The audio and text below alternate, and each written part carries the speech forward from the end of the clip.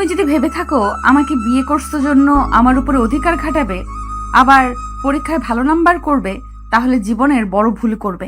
আমি তোমাকে একদম স্বামী হিসেবে মানতে পারছি না। তুমি আমার স্টুডেন্ট হয়ে গেছো, সেখানে তোমাকে আমি স্বামী হিসেবে কিভাবে মেনে নিব?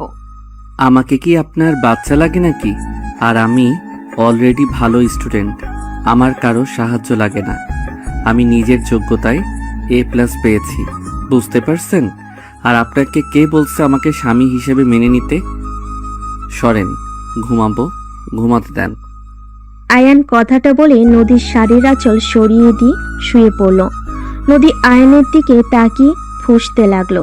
নদী মুখ ভেঙচি দিয়ে ঘুরে শুয়ে পড়ল। আয়ান নদীর দিকে ঘুরে নদীর পিঠের দিকে তাকিয়ে ভাবতে লাগলো। ওকা নিয়ে এসে পিঠের ভিতরে ছেড়ে দিলে কেমন হবে? খুব দেমাগ দেখাই বেআইন করতি।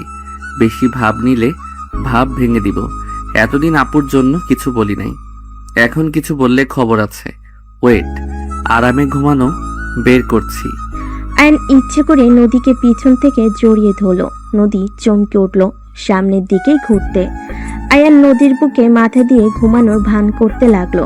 নদী আয়ানকে সরিয়ে দেওয়ার চেষ্টা করতে লাগলো। আয়ান একটু নড়ে আরো শক্ত করে জড়িয়ে ধরল। নদী রেগে বলল, তুমি কি জেগে আছো নাকি? ইচ্ছে করে আমাকে জড়িয়ে ধরছো নাকি? আয়ান, ছাড়ো বলছি। আয়ান কিছু না বলে চুপচাপ ঘুমানোর ভান করতে করতে ঘুমিয়ে গেল। নদী ভাবতে লাগলো। ঘুমিয়ে মনে হয় গেছে। উফ। নদী আয়নকে আর না সরিয়ে দিয়ে ওর হাতের উপরে হাত রেখে ঘুমিয়ে গেল। সকালে আয়নের ঘুম ভাঙলে দেখে নদী ওর বুকে মাথা দিয়ে ঘুমিয়ে আছে। আয়ন ভাবতে লাগলো, কাজটা হইল কি? আমি তো ওনার বুকের উপরে ঘুমিয়ে গেছিলাম, এই আবার আমার উপরে কখন ঘুমালো? আয়ন নদীর কোমরের দিকে চোখ গেলে আয়ন আস্তে আস্তে নদীর কোমরের উপর হাত দিয়ে সুড়সুড়ি দিতে লাগলো। নদীর ঘুমের ঘরে চুলকাতে লাগলো। আয়ন মিটিমিটি করে হাসতে লাগলো। আয়ন আবার দিতে যাবে, সাথে নদী বিরক্ত হয়ে উঠে পড়ল। দেখে আয়ন ঘুমিয়ে আছে। আয়নকে জড়িয়ে ধরে শুয়ে আছে। নদী আস্তে আস্তে আয়নের হাত সরিয়ে দিয়ে খাট থেকে উঠে পড়ল। নদী আলমারির কাছে গিয়ে শাড়ি বের করে ওয়াশরুমে চলে গেল। আয়ন এক চোখ খুলে দেখে নদী নাই। আয়ন লাফ দিয়ে উঠে ভাবতে লাগলো, উফ, ওই বেডা বিয়ে করে নিয়ে যাওয়া বাদ দিয়ে গার্লফ্রেন্ড নিয়ে পালাইলো, আর ওর হবু বউ আমার কপালে চলে আসলো। কচু, যদি কোনোদিন সামনে পাই লাথি মারবো পিছনে, বজ্জাত পোলা। আয়ান কথাগুলো ভাবছিল। তখনই ফ্রেশ হয়ে নদী ওয়াশরুম থেকে বের হয়ে দেখে আয়ন কিছু নিয়ে ভাবছে। আয়ানকে দেখে নদী বলে ওঠে, ওই কি ভাবো এত? নদীর কণ্ঠ শুনে আয়ন পিছনে তাকিয়ে বলে, কিছু না। আয়ন কথাটা বলে উঠে আলমারি থেকে শার্ট প্যান্ট বের করে নদীর মাথা থেকে তোয়ালে খুলে নিলে নদী রাগী লুক নিয়ে তাকিয়ে কিছু বলবে, সাথে সাথে আয়ন ঠোঁটে কিস করে দিয়ে বলে, জামাই কোনো কিছু নিলে রাগ করতে হয় না। তোমাকে তো আমি। কিস করবেন নাকি? নদী থাপ্পড় মারতে যাবে, সাথে সাথে নদীর হাত ধরে আরেক হাত দিয়ে কোমর চেপে ধরে টান দিয়ে কাছে নিয়ে এসে দুহাত পিছনে ধরে বলে, এত রাগ ভালো না বউ, তুমি যে হট, তোমাকে তো খালি আদর করতে ইচ্ছে করছে। এতদিন তো বড় হাপু হিসেবে দেখছি, তাই কখনো সেইভাবে তোমার দিকে তাকাই নাই। এখন তোমাকে দেখে আমি পুরো ফিদা হয়ে গেছি। ভেজা চুলে তোমাকে অসাধারণ লাগছে, তোমাকে দেখে নেশা লেগে যাচ্ছে। আয়নের কথা শুনে নদী ধাক্কা দিলে আয়ন সাথে সাথে দেওয়ালের সাথে ঠেকে গেল। নদীর দিকে হাসি দিয়ে কিছু বলার আগে নদী বলে উঠল, ছি, তোকে ভদ্র নম্র ভেবে এসেছি। এতদিন তোকে নিয়ে কত প্রশংসা করছি সবার কাছে, আর তুই সবার সামনে নিজেকে যেভাবে প্রেজেন্ট করস, আসলে তো তুই তেমন না। কতটা নোংরা তুই। তোর জায়গায় আমি থাকলে আমি তো কখনোই এভাবে কথা বলতাম না। কথা বলা তো দূর, তাকাতামও না। আমি তোর কলেজের ম্যাম, তোর উচিত আমাকে সম্মান করা। আমাকে দেখলে তোর লজ্জা পাওয়া উচিত। আর আমাকে তুই বলস আমি হট। নদীর কথা শুনে আয়ন নদীর হাত ধরে টান দিয়ে নিজের সাথে জড়িয়ে নিয়ে বলে, মাই ডিয়ার ম্যাম, ভুলে যাচ্ছেন আপনি আমার স্ত্রী। আমি মেয়ে না যে শরম পাবো। আমার বউকে আমি যা ইচ্ছে বলবো, এইটা আমার ব্যাপার। আপনি কলেজে ম্যাম, বাসায় আমার বউ, এটাই আপনার পরিচয়। ছাড় বলছি। আর তোর বউয়ের পরিচয় নিয়ে আমার থাকা লাগবে নাকি? ভুলে যাস না, এটা আমার বাপের বাড়ি। তোকে এখানে আমার বাবা আশ্রয় দিয়েছে বলে থাকতে পারতেছিস। এখন আমার শ্বশুর বাড়ি, আমি এখন নিশ্চিন্তে থাকবো। আগে ভাবতাম আমার ভাগ্য অনেক খারাপ, আমার বাবা মা নাই, আমার বোন আমাকে বড় করছে, অনেক কষ্ট অভাবে বড় হয়েছি, অনেক অভিযোগ ছিল, এখন আর নাই। আপনার মতো হট একটা বউ পাইছি, সাথে বড়লোক শ্বশুর বাড়ি। আয়নের কথা শুনে নদী রাগ কন্ট্রোল করতে না পেরে আয়নের মুখে থুতু দিয়ে বলে, তোর বোন কত ভালো, আর তুই মানুষের বাচ্চা হতে পারস না। তোর বোন সহজ সরল, আর তুই হইছস শিয়ানা। অতি উড়া উড়িস না। যদি আমার ফ্যামিলির কেউ বুঝতে পারে তুই আমাকে বিয়ে করছস আমাদের সম্পদের জন্য, আর আমি যদি অভিযোগ করি তুই আমার সাথে বাজে ব্যবহার করস, তুই সবার সামনে যত ভদ্র দেখাস ততটা ভদ্র তুই না, তাহলে তোকে তোর বোনকে ঘাট ধাক্কা দিয়ে বের করে দিবে। আয়ন নদীকে ছেড়ে দিয়ে ওর শাড়ির আঁচল নিয়ে মুখে লাগা থুতুগুলো মুছতে মুছতে বলতে লাগলো, আমি একবারও বলি নাই তোমাদের সম্পদের জন্য তোমাকে বিয়ে করছি। তোমাদের সম্পদে আমি থুতু দেই। আমার পড়াশোনা শেষ হইলে আমি তোমাদের সব ঋণ শোধ করে দিব। নিজে ভালো চাকরি নিয়ে তোমাকে ভাড়া বাসায় থাকবো। আস্তে আস্তে টাকা জমিয়ে নিজস্ব বাড়ি করব। আয়ন কথাগুলো বলে ওয়াশরুমে চলে গেল। আয়ন গোসল করে জামা কাপড় পরে নিল। ওয়াশরুম থেকে বের হয়ে রেডি হয়ে নিচে চলে গেল। সবাইকে সালাম দিল। আয়নের সালামের উত্তর নিল সবাই। নদীর ছোট বোন তুলি বলে উঠল, আরে বেয়াই, আপনাকে তো দেখি আজকে বেশি কিউট আর হ্যান্ডসাম লাগছে। তুলির কথা শুনে নদীর ভাবি রূপা বলে ওঠে, আরে লাগবে না আবার, আমার ননদের আদর পেয়ে সুন্দর হয়ে যাচ্ছে। রূপার কথাগুলো শুনে সবাই হাসতে লাগলো। আয়ন লজ্জায় মাথা পিছনে দিয়ে বলতে লাগলো, না মানে, আচ্ছা ভাবি আপু কোথায়? আয়ান, আপু আমি কি আজকে কলেজে যেতে পারবো নাকি কোনো কাজ আছে? আরে ভাই, নতুন বিয়ে করছো, বউকে সময় দাও, কলেজে গিয়ে কি হবে? হ্যাঁ ভাবি, বাজে কথা বলেন না। আমি আয়ানকে কখনোই স্বামী হিসেবে মানবো না। আমি সবাইকে বলে রাখলাম, আয়ানকে কোনোদিন স্বামী হিসেবে মানবো না। তাই আমার সাথে জড়িয়ে ওর বিষয়ে কোনো কথা কেউ বলবে না। নদীর কথা শুনে নদীর আব্বু আম্মু কিছু বলবে, তার আগে নদী বের হয়ে গেল। নদীর আম্মু রেগে বলে, দেখলে তোমার মেয়ের কি দেমাক? ওকে যে আয়ান বিয়ে করেছে তাই কথা না, আর সেখানে কত বড় কথা বলল। আয়ানকে স্বামী হিসাবে কখনোই মেনে নেবে না। আর কেউ কিছু বলবে তার আগেই আয়ন নদীর আম্মুর দু কাঁধে হাত দিয়ে ধরে বলে, উফ আন্টি রাগ করেন না, আপনার মেয়েকে পটানোর দায়িত্ব আমার। এমনভাবে পটাবো দেখবেন তখন নিজের মুখে আমাকে স্বামী হিসেবে পরিচয় দিবে। আয়ান, নদীর সাথে পাকনামি যেন করতে যাস না। ওর মাথা ঠান্ডা হলে সব ঠিক হয়ে যাবে। তুই ছোট, তোর সাথে বিয়ে দিয়েছি তাই রাগ করেছে। এখানে যে কেউ রাগ করবে। বৌমা, তুমি সবসময় নদীর হয়ে কথা বলবে না তো? তোমাদের দুজনের আদর পেয়ে পেয়ে এত বড় কথা বলার সাহস পেল। আম্মু ক্ষমা করবেন, আমার কথা যদি কষ্ট পান। আম্মু, নদীর জায়গায় যে কেউ থাকলে রাগ করতো। আপনারা হঠাৎ করে আয়ানের সাথে বিয়ে দিলেন, বিষয়টা নদী মেনে নিতে পারছে না, তাইও রেগে আছে। কেন, তোমার ভাই কি ভালো ছেলে না? ওই কি খারাপ ছেলে নাকি যে তোমার ননদ এত বড় কথা বলবে? আম্মু, নদীকে কিছু সময় দেন, আর যত বলুক, স্বামী স্ত্রীর সম্পর্ক পবিত্র থাকতে থাকতে এমনিতেই ভালোবাসা তৈরি হয়ে যাবে। এখন ওই ছোট, আর আয়ানও তো নদীকে বড় আপু বলে ডাকতো। আয়ানকেও নদী তো ছোট ভাইয়ের মতো দেখতো। সেখানে হুট করে স্বামী হয়ে গেলে বিষয়টা লজ্জাজনক ব্যাপার।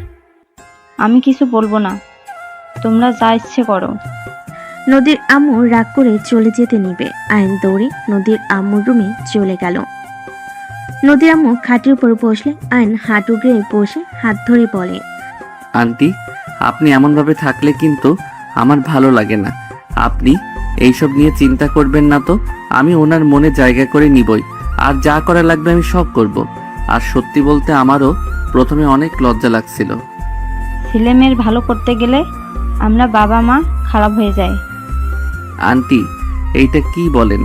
ভাইয়া আপুরা আর উনিও আপনাদের দুইজনকে অনেক ভালোবাসে। ওনার রাগ হয়েছে তাই এমনভাবে কথা বলছে। আপনি শুধু শুধু রাগ করছেন। দেখেন আপনি আর আঙ্কেল হুট করে আমাকে বিয়ের কথা বলেন। আমি রাজি হইতে চাই নাই। আপনার মুখের দিকে তাকিয়ে আমি রাজি হয়ে যাই। দুইজনের সময় দরকার। আচ্ছা আন্টি, আমার ফোনটা বাজছে।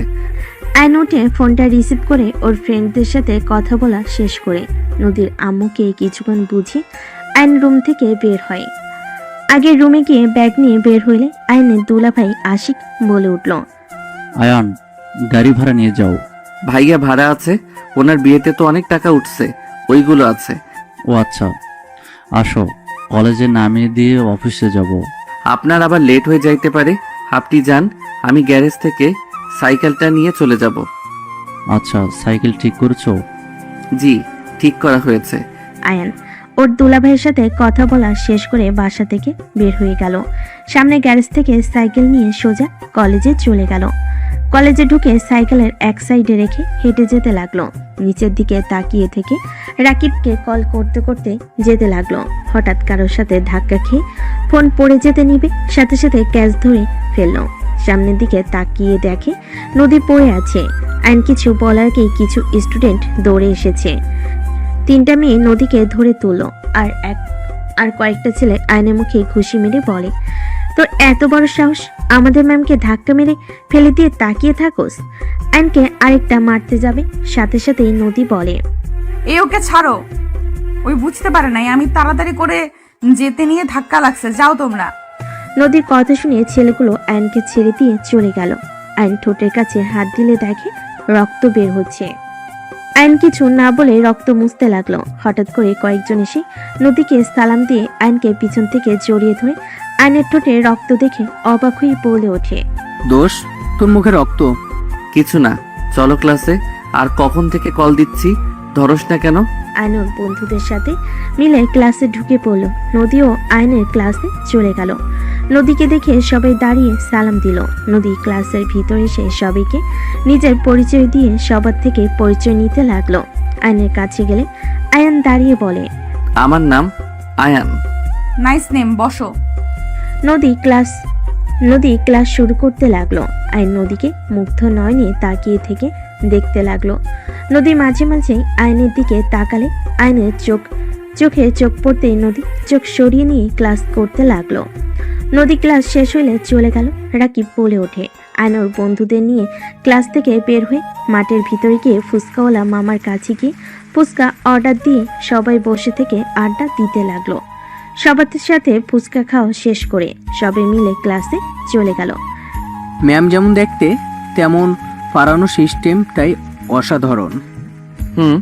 আচ্ছা বাহিরে চলো, তোদের ট্রিট দিব। আর বলিস কি, তুই আমাদের ট্রিট দিবি? হ্যাঁ চল, বেআইনের বিয়েতে টাকা পাইছি, ওইগুলো দিয়ে খাওয়াবো তোদের। বাহ বাহ, চল। 1:30 কলেজ ছুটি হইলে আয়নর বন্ধুদের সাথে বের হয়ে গেল। 3টার দিকে বাসায় আসলে আয়নের মুখে কাটা দেখে আতিয়া বলে ওঠে, আয়ান, কি হয়েছে? তোর ঠোঁটের কাছে কাটা কেন? কিছু না আপু। কয়েকটা ছেলের খুশি খেয়েছে ভাবি। নদীর কথা শুনে সবাই অবাক হয়ে বলে, কি আয়ান, কি করছোস যে তোকে ওরা মারলো? তুই কি ক্ষতি করেছিলি ওদের? তোর অনেক সাহস বেড়ে গেছে, তাই না? আপু, আমি কিছু করি নাই। আতিয়া মারতে আসবে, সাথে সাথে নদী পানি খাওয়া শেষ করে বলে, ভাবি আমাকে ধাক্কা দিয়ে ফেলে দিয়েছিল, তাই আমার স্টুডেন্টরা ওকে মারছে। কোনো স্টুডেন্টের সামনে শিক্ষিকাকে অসম্মান করলে কি ছেড়ে দেবে নাকি? কি, ওই তোমাকে ধাক্কা দিয়েছিল? আয়ান, আমি তোকে এই শিক্ষা দিয়েছি? নিজের স্ত্রী সব স্টুডেন্টের সামনে ধাক্কা দিয়ে ফেলে দিয়ে অসম্মান করস? তোর লজ্জা লাগে না? আয়ন আতিয়ার কথা শুনে আতিয়াকে কিছু বলবে, তার আগে আয়নের গালে থাপ্পড় বসিয়ে দিল। আয়ন গালে হাত দিয়ে নদীর দিকে তাকিয়ে থাকলো। নদীর সোফা থেকে উঠে না দেখার ভান করে রুমে চলে গেল। আয়নকে আরো মারতে যাবে। আয়ন দুহাত দিয়ে মাঠ থেকে বাঁচার চেষ্টা করতে লাগলো। নদীর আম্মু বলে ওঠে, বৌমা থামো, ওকে কেন মারছো? তোমার ননদ ভালো মানুষ নাকি? আয়ান, সত্যি করে বলো তো কি হয়েছিল? আর তুমি হঠাৎ করে ওকে ধাক্কা কেন দিয়ে ফেললে? আন্টি, বিশ্বাস করেন, আমি ইচ্ছে করে কিছু করি নাই। আমি রাকিবকে কল দিতে দিতে হাঁটছিলাম, হঠাৎ করে উনি সামনে আসলো, ধাক্কা লেগে উনি পড়ে যায়। তারপর তারপর সব খুলে বলে রূপা বলে, শুধু শুধু আয়ানকে মারলে আফা। আয়ান যাও রুমে গিয়ে ফ্রেশ হয়ে নাও। আয়ন সোজা নদীর রুমে চলে গেল। নদী আয়নের দিকে তাকিয়ে থেকে ভিলেন মার্কা হাসি দিল। আয়ন কিছু না বলে ব্যাগ টেবিলের উপর রেখে আলমারি থেকে শার্ট প্যান্ট নিয়ে ওয়াশরুমে চলে গেল। গোসল করে বের হলে শার্ট প্যান্ট বারান্দায় মেলে দিল। আয়ন বারান্দায় দাঁড়িয়ে থেকে পাশের বারান্দার মেয়েটার দিকে তাকাতে মেয়েটা বলে, হাই আয়ান, কেমন আছো? আলহামদুলিল্লাহ, তুমি কেমন আছো? এই তো আলহামদুলিল্লাহ। বউ কই তোমার? শুয়ে আছে। ও আচ্ছা, সন্ধ্যার দিকে ছাদে এসো।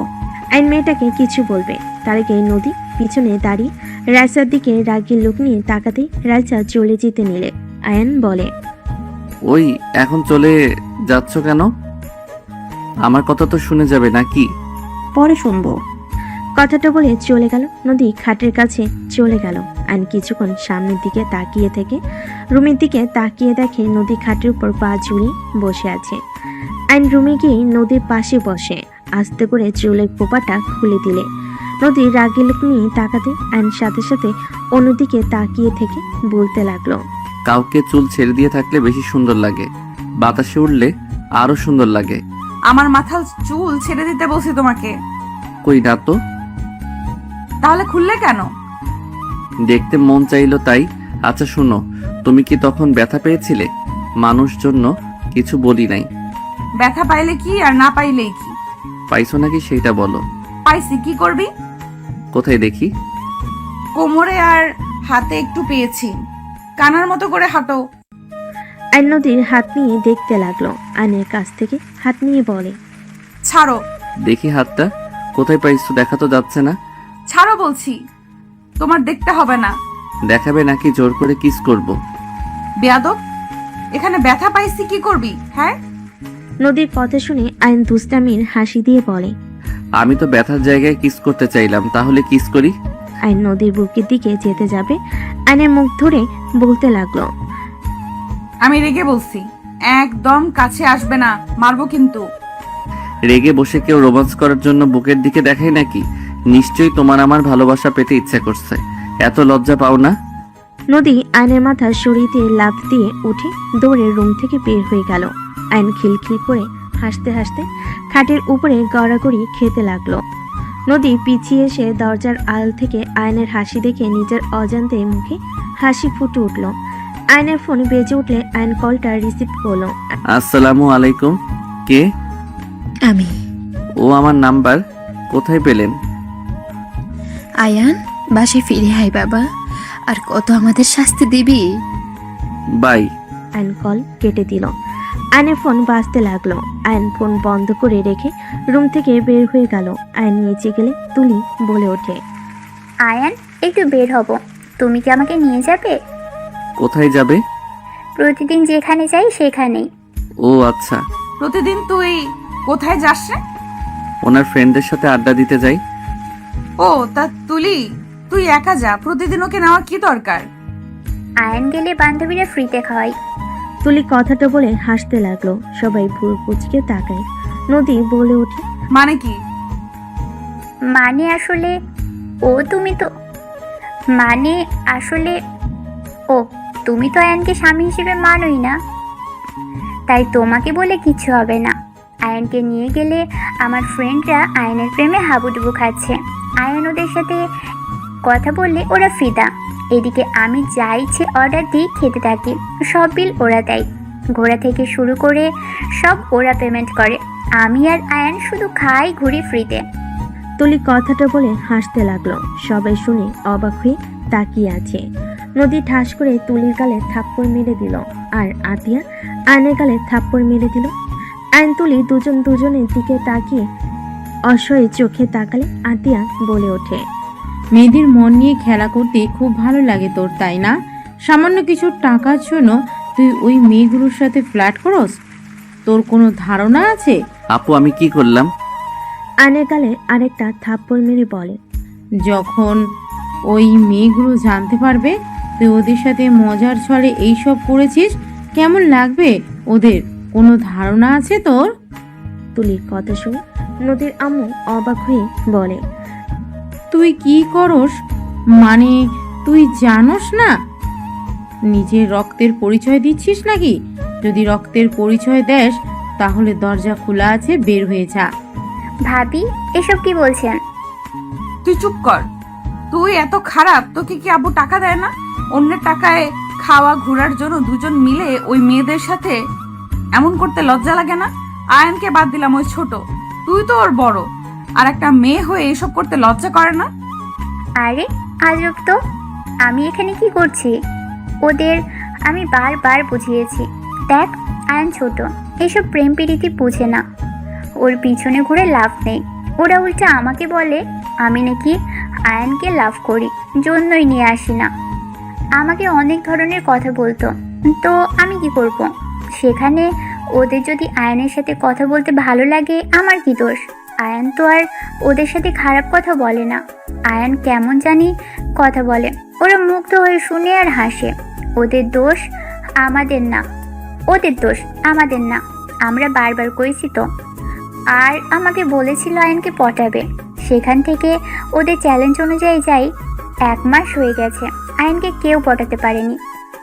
আর এমনিতেও আয়ানেরও লাভ আছে, আমি তো দেখি ভাবি। বাহ ভাইয়া, ওকে আসা যাওয়ার যে ভাড়া ওইটা দেয়, ওই সাইকেলে নিয়ে যাওয়ার কারণে ওই টাকা থাকে, ওটা দিয়ে খাই। প্রতিদিনের 50 টাকা হাত খরচ দিয়ে চলে নাকি? কি? বাট আয়ানকে তো 200 টাকা করে দেওয়ার কথা, নদীর আব্বু তো বলে দিয়েছে। আর 150 টাকা কই যায়? আমার কাছে থাকে। আম্মু আমার দোষ নাই, আতিয়া 50 করে দিতে বলে, এর বেশি দিতে না করেছে। আর যখন ওর খুব দরকার হয় তখন যে টাকা জমা থাকে ওইখান থেকে নিয়ে দিয়ে দেয়। বৌমা, এইটা একটু বেশি করে ফেলছো না আয়নার সাথে? অ্যান্ড আতিয়াকে কিছু বলার সুযোগ না দিয়ে উঠে দাঁড়িয়ে পড়ল। আপু, আমি আমার রক্ত পরিচয় দিচ্ছি, তুমি আমাকে এইটা বলতে পারলে? ওকে ঠিক আছে, দরজা তো খোলা তাই না? চলে যাচ্ছি, তুমি থাকো। আজ থেকে আমার দায়িত্ব তোমাকে নিতে হবে না। ধন্যবাদ আমাকে 8 বছর লালন পালন করার জন্য। এই ঋণ আমি হয়তো শোধ করতে পারবো না, বাট ভাই হয়ে আমার কর্তব্য আমি পালন করার চেষ্টা করব। আয়ন চোখের পানি গড়িয়ে পড়তে আয়ন মুছে চলে যেতে লাগলো। আশিক নদীর আব্বু রূপা আয়নকে আটকানোর জন্য হাত ধরে আতিয়া বলে ওঠে, আম্মু, রূপা আশিক ছেড়ে দাও, বড় হয়ে গেছে, আমাকে ছাড়া সে অনেক কিছু করতে শিখে গেছে, চলে যেতে দেন। আর নদী ও আয়ানকে স্বামী হিসেবে মানে না, তাই কোনো চিন্তার বিষয় নেই যে ওই চলে গেছে নদী কষ্ট পাবে। বাহ, এইটা হবে। যা চলে। আয়ান, দাঁড়িয়ে আছোস কেন? আতিয়া পাগল হয়ে গেছো নাকি? ওই একা কোথায় যাবে? আর তুমি ওকে ছাড়া থাকতে পারবে নাকি? এই দুনিয়াতে আমরা সারা, তোমাদের কোনো আত্মীয় আছে নাকি? কোথায় থাকবে ওই ভালো জানে, না হলে এত বছর কিছু না, আজ বলে বের হয়ে যাবে। বাহ, বড় হয়ে গেছে তো, যেতে দাও। বৌমা, বেশি বোঝা ঠিক না। আতিয়া আয়নের দিকে ধমকের সুরে বলে, তোকে যেতে বলেছি না, যা বের হ। দাঁড়িয়ে আমার দিকে কি দেখোস? যা, ভাবতেছ সম্পূর্ণ ভুল, তোকে ছাড়া ভালোই থাকবো, বের হ। অ্যান্ড আশিকের হাত সরিয়ে দিয়ে বের হয়ে গেল। আশিক দৌড়ে আয়নের পিছন যেতে লাগলো। আয়ন কোনো কথা না শুনে বের হয়ে গেল। আতিয়ার চোখের পানিগুলো টলমল করতে লাগলো। রূপা আতিয়ার দিকে তাকিয়ে বলে, বের হয়ে যেতে বলে এখন কাঁদছো কেন? শুধু শুধু ওকে বের করে দিলে। ভাবি, আপনি এমনটা করে ঠিক করলেন না। আয়ন এসব করতে চায় নাই, আমি জোর করেছিলাম। আতিয়া কারো কোনো কথা না শুনে দৌড়ে চলে গেল রুমে। এদিকে আয়ন সিএনজিতে উঠে চলে গেল। আশিক বাসার ভিতরে গেলে নদীর আম্মু বলে, কি হলো? আয়ান আসলো না? না, সিএনজিতে উঠে চলে গেল। আর তুলি ফালতু কাজের ভেতরে ওকে জড়াতে হবে কেন? আমি কি জানতাম ভাবি এত রেগে যাবে? আর এখানে এত রেগে যাওয়ার তো কোনো কারণ আমি দেখি না। নদী থাপ্পড় মারলে তুলি চুপ হয়ে গেল। নদী রুমে চলে গেল। তুলি কান্না করতে করতে রুমে চলে গেল। 5 দিন পর। আশিক, আয়ানকে কি খুঁজে পেয়েছো? ওর বন্ধুদের থেকে কোনো খবর পাইছো? 5 দিন পর আতিয়াকে এত উতলা দেখে সবাই অবাক হয়ে তাকালো। আশিক অবাক হয়ে বলল, আয়ানের খবর শুনে কি করবে? ওকে পাইলে কি আর না পাইলে কি? তুমি তো 5 দিন ওর নাম শুনতে চাইলে না, আজ আবার কি হলো যে ওর খোঁজ চাচ্ছ? আশিক, ওই আমার ভাই। আমি রাগ করেছিলাম। আমি রাগের বশে একটা কথা বলে দিয়েছি, তাই বলে ও বাসা থেকে বের হয়ে যাওয়ার কথা বলবে? আমি কি আমার ভাইকে শাসনও করতে পারবো না নাকি? শোনো, আমাদেরও ভাই বোন আছে। আমার আম্মুও কোনোদিন তোমার মতো করে শাসন করে নাই। আমার আম্মু আব্বু কি কম রাগী নাকি? তুমি আয়ানকে যে পরিমাণ শাসনে রাখতে, তারপরও কোনোদিন তোমার মুখের উপরে কিছু বলে নাই। ওকে যেভাবে বলো সেইভাবে চলে। ওই ছোট মানুষ তুলির সাথে মিলে একটু মজা করছে, তাতে তুমি ওকে থাপ্পড় মারলে, বের হয়ে যেতে বললে। আমি বুঝলাম না, আমাদের ফ্যামিলি কোনো সমস্যা নাই আয়ানকে নিয়ে, তুমি এত রাগ শাসন কেন করো? তুমি বুঝবে না, অল্পতে খুশি থাকা ভালো, যেটা আমার ভাইকে আমি শিখিয়েছি। হ্যাঁ, আমি মানছি রাগের বশে আমি ওকে বকা দিয়েছি। ওর বোঝা উচিত ছিল আমি ওর ভালোর জন্য ওকে বকাগুলো দিয়েছি। ওই ছোট আর কত সহ্য করবে? এইটাই শাসন বলে না আতিয়া, পাগলামি বলে। আমার ছেলে মেয়েকে তুমি এত শাসন করতে পারবে না। ওরা বাসায় আসলে একদম ওদের উপরে এত শাসন চালাতে যাবে না, বলে দিলাম। Ashiq, just shut up. Ashiq, বৌমার সাথে ঝগড়া করিস না। তুই কি আয়ানের খোঁজ পেয়েছস? নদী ওই কি কলেজে আসে না? না, আমি খুঁজেছি, ওকে পাই নাই। ওর ফ্রেন্ডদের জিজ্ঞেস করলে বলে কিছু জানে না, ও সম্পর্কে বেশি ঘাটলে নানা ধরনের প্রশ্ন করবে, তাই আর কিছু বলি নাই। ওর ফ্রেন্ডদের তুমি চেনো নদী? বাট বাসা কই তা জানি না। মনে হয় বস্তির ওইদিকে হবে। ওদের ওইদিকে কয়েকবার যেতে দেখেছি। উফ, কেন যে রাগ দেখাতে গেলাম, ফোনটাও নেয় নাই। আতিয়া কান্না করতে লাগলো। রূপা আতিয়াকে ধরে হঠাৎ করে আতিয়ার কল বেজে উঠলো। আয়নের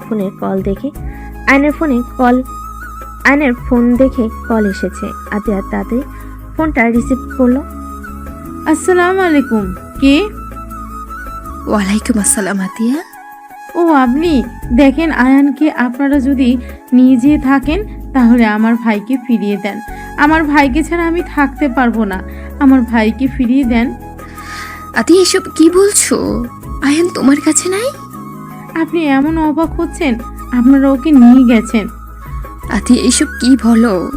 আয়ানকে আমরা নিয়ে আসি নাই। আমরা তো লন্ডন, আমরা কিভাবে নিয়ে আসবো? আয়ানকে নিয়ে যাওয়ার জন্য এসেছিলাম, আয়ান আসে নাই। তোমার সাথে কথা বলারও সুযোগ দেয় নাই। সত্যি আপনারা ওকে নেন নাই? তুমি নাম্বারটা দেখো। আতিয়া নাম্বারের দিকে তাকিয়ে দেখে বাহিরের দেশের নাম্বার। আতিয়া কান্না করতে করতে বলে, ওকে রাখছি। আয়ান কোথায়? ওর কি হয়েছে? তুমি ঠিক আছো আতিয়া? আয়ানের সাথে কিছু হয়েছে তোমার? আতিয়া, কথা বলো।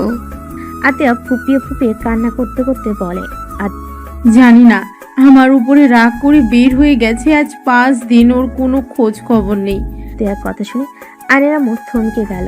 আয়নের আম্মু বলে, কি বলছো? আমি সেই দিন কথা বললাম, ওই আমার ফোন কেটে দিয়ে ফোন বন্ধ করে দিয়েছিল।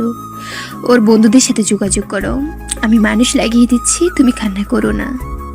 আপনার সাহায্য আমার লাগবে না। আমি আমার ভাইকে একা খুঁজে নিয়ে আসব। আর আপনি আমার ভাইকে কেন কল দেন? আপনাকে কতবার বলেছি আমার ভাই আমার সাথে যোগাযোগ রাখার চেষ্টা করবেন না। আতিয়া, কেন এমন করছো? আমাদের কি ক্ষমা করা যায় না? আজ 9 বছর হয়ে গেল তোমরা দুইজন আমাদের থেকে দূরে। আমরা তো তোমার বাবা মা, কেন এমন করছো? তোমার আব্বুর ভুলের জন্য শেষ তো শাস্তি পেয়েছে। চুপ করেন, আপনাদের কথা আমি শুনতে চাই না। আমার ভাইকে আমি ফিরিয়ে নিয়ে আসব। আমি আমার ভাইয়ের উপর আপনার হাজবেন্ডের আর আপনার বড় ছেলের ছোঁয়াও পড়তে দিব না। Just hate you. আয়নের আম্মুকে কিছু বলতে না দিয়ে কল কেটে দিয়ে রাগে বসে ফোন আছাড় দিয়ে ভেঙে ফেলল। আতিয়ার এমন রাগ দেখে সবাই চমকে গেল। আতিয়া ওর ফোন বের করে একজনকে কল দিয়ে বলল, আসসালামু আলাইকুম, আমি আতিয়া। ওয়ালাইকুম আসসালাম। চাচু, তুমি কোথায়? আমি যেখানে থাকার সেখানে আছি। আপনি আমাকে সাহায্য করতে পারবেন? কি হয়েছে চাচু, কান্না করছো কেন? আমি আয়ানের পিক আপনাকে দিচ্ছি। 2 ঘন্টার ভিতরে ওকে খুঁজে বের করে দিবেন। কি হয়েছে আয়নের? আমার সাথে ঝামেলা হয়েছিল, রাগ করে চলে গেছে। 5 দিন ধরে ওর কোনো খোঁজ পাচ্ছি না। আমার যতটা ধারণা ও এই এলাকায় আছে, ওর কাছে বেশি টাকা নাই যে বাইরে যাবে। ঠিক আছে, কান্না করো না, আমি দেখছি। আতিয়া কথাগুলো বলে ফোন কেটে দিল। আয়নের পিক পাঠিয়ে দিল। আতিয়া নিচ থেকে সিম ভেঙে ফেল। আশিক বলে ওঠে, কাকে বললে যে 2 ঘন্টার ভেতর আয়ানকে বের করে দেবে?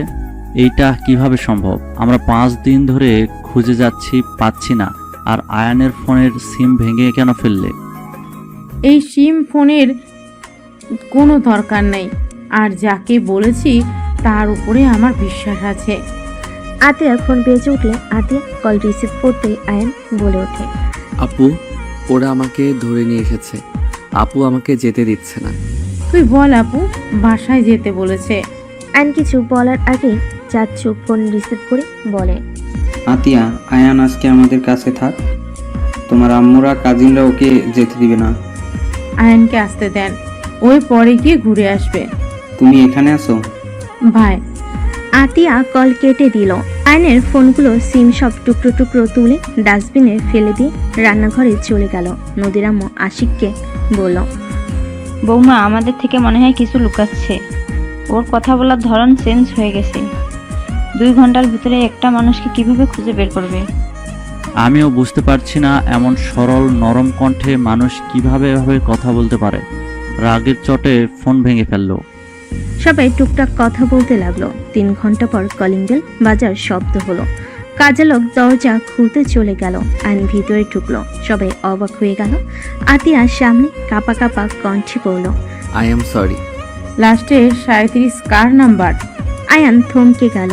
আয়ন ভয় ঢোক গিলে বলে, না মানে, আয়নের গালে সজোরে থাপ্পড় মেরে গলা ধরে বলে, না মানে কি? লাস্টে 37 কার? উত্তর দে আমাকে। আপু আই এম সরি। আয়ন আতিয়াকে জোর করে জড়িয়ে ধরে কান্না করতে করতে বলে, আপু আমাকে ক্ষমা করে দাও।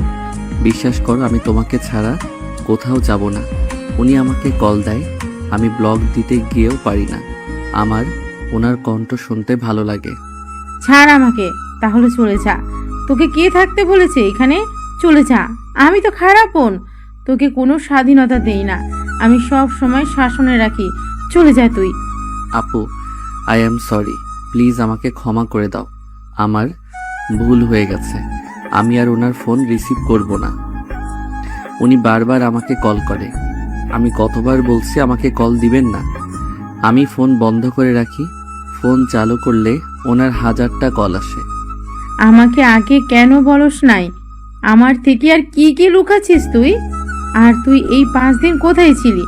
আপু আমি একটা জব দিয়েছি, ওইখানে থাকা খাওয়া সব ফ্রি।